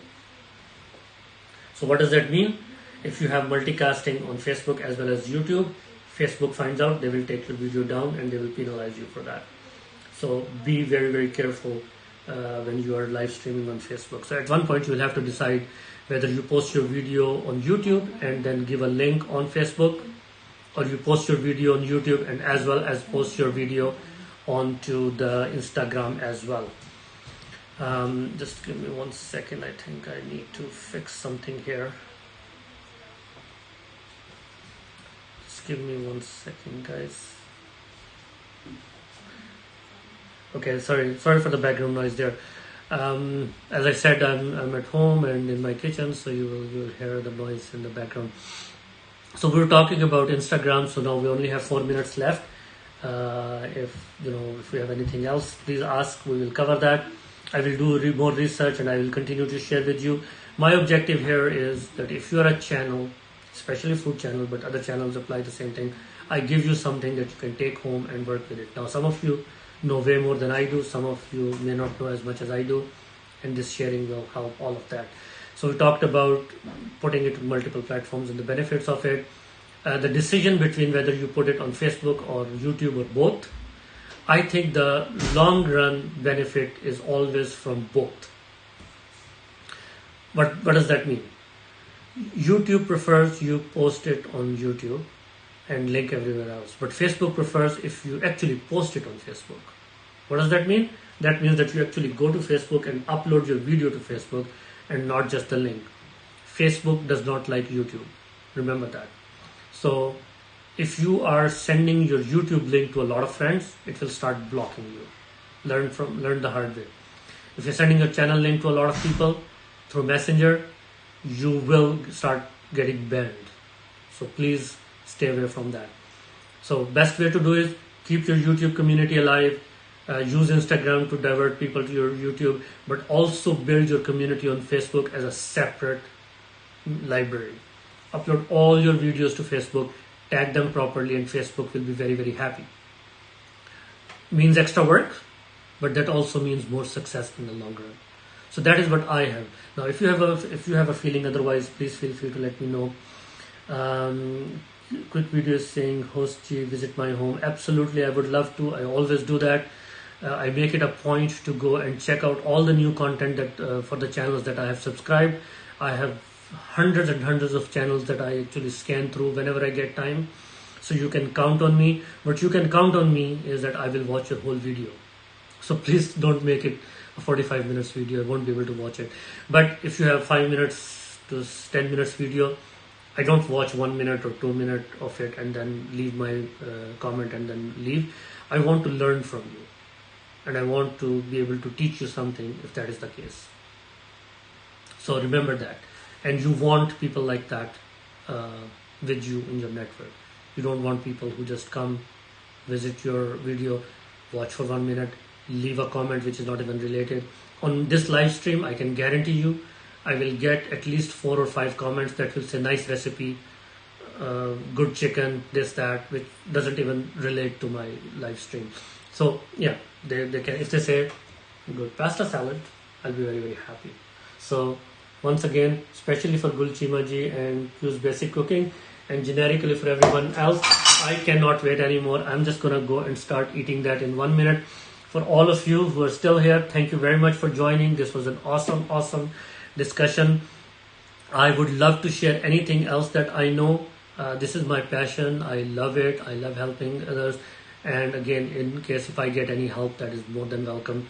So thank you very much. We will just stop this stream in 1 minute. If there are any last comments, if there is any friend that you want to visit later, you have just found them here, please feel free to bookmark them. Go to their channel, Q's Basic Cooking, Canadian Shikari Cooking, great information. Thank you very much. Q's Basic Cooking, don't worry Mobbi, my new one is longer. Have fun watching it. Awesome. I will do that. And also, one last thing before we go. I know it's 3 hours already, but one last thing before we go. Do make your playlists. Lists are very important. Playlists actually rank your videos higher, but make sure you make 2 kinds of playlists. One, where you have all the videos, where if somebody wants to watch all of your videos, they have it all linked in one. Also theme based. So I have a vegan friendly playlist. I have a kids friendly playlist. I have a quick meals playlist. I have a beef or a chicken or other playlist. If somebody wants to go and watch them, 3 or 4 or 5, they will watch it. And by bunching them together, you are actually combining the effect. So if let's say I have a dairy product related playlist and my sous vide video, yogurt video is doing really well, it is going to start pulling others up as well. And I have started to see those benefits through organic search. I have started to get a lot of views from search. So it's a long journey. It took me 3, 4, 5 months to get there, but now I can see the traction. It's not a quick fix, but it's something that's like foundation of your house. Your YouTube channel, your house, which you want me to visit, should have also a very good foundation, and I'll help you do that, and you'll help me do that. So on that note, I will just read the last comments, and then we will take this stream offline. So Canadian Shikari, sorry, the message was retracted. Good, very useful tips. Thank you very much. You're doing an excellent job. Keep it up. Thank you very much, Canadian Shikari ji. If you tell other friends about it, I'll really appreciate, and it is beneficial for all of us to work together with each other, collaborate. We're all creators and we're all YouTubers. So thank you very much for joining. Eid Mubarak from Mobbi's Kitchen to you and your family and your friends. And Assalamu alaikum wa rahmatullah. Bye bye, goodbye, and see you guys next time. Thank you very much, guys.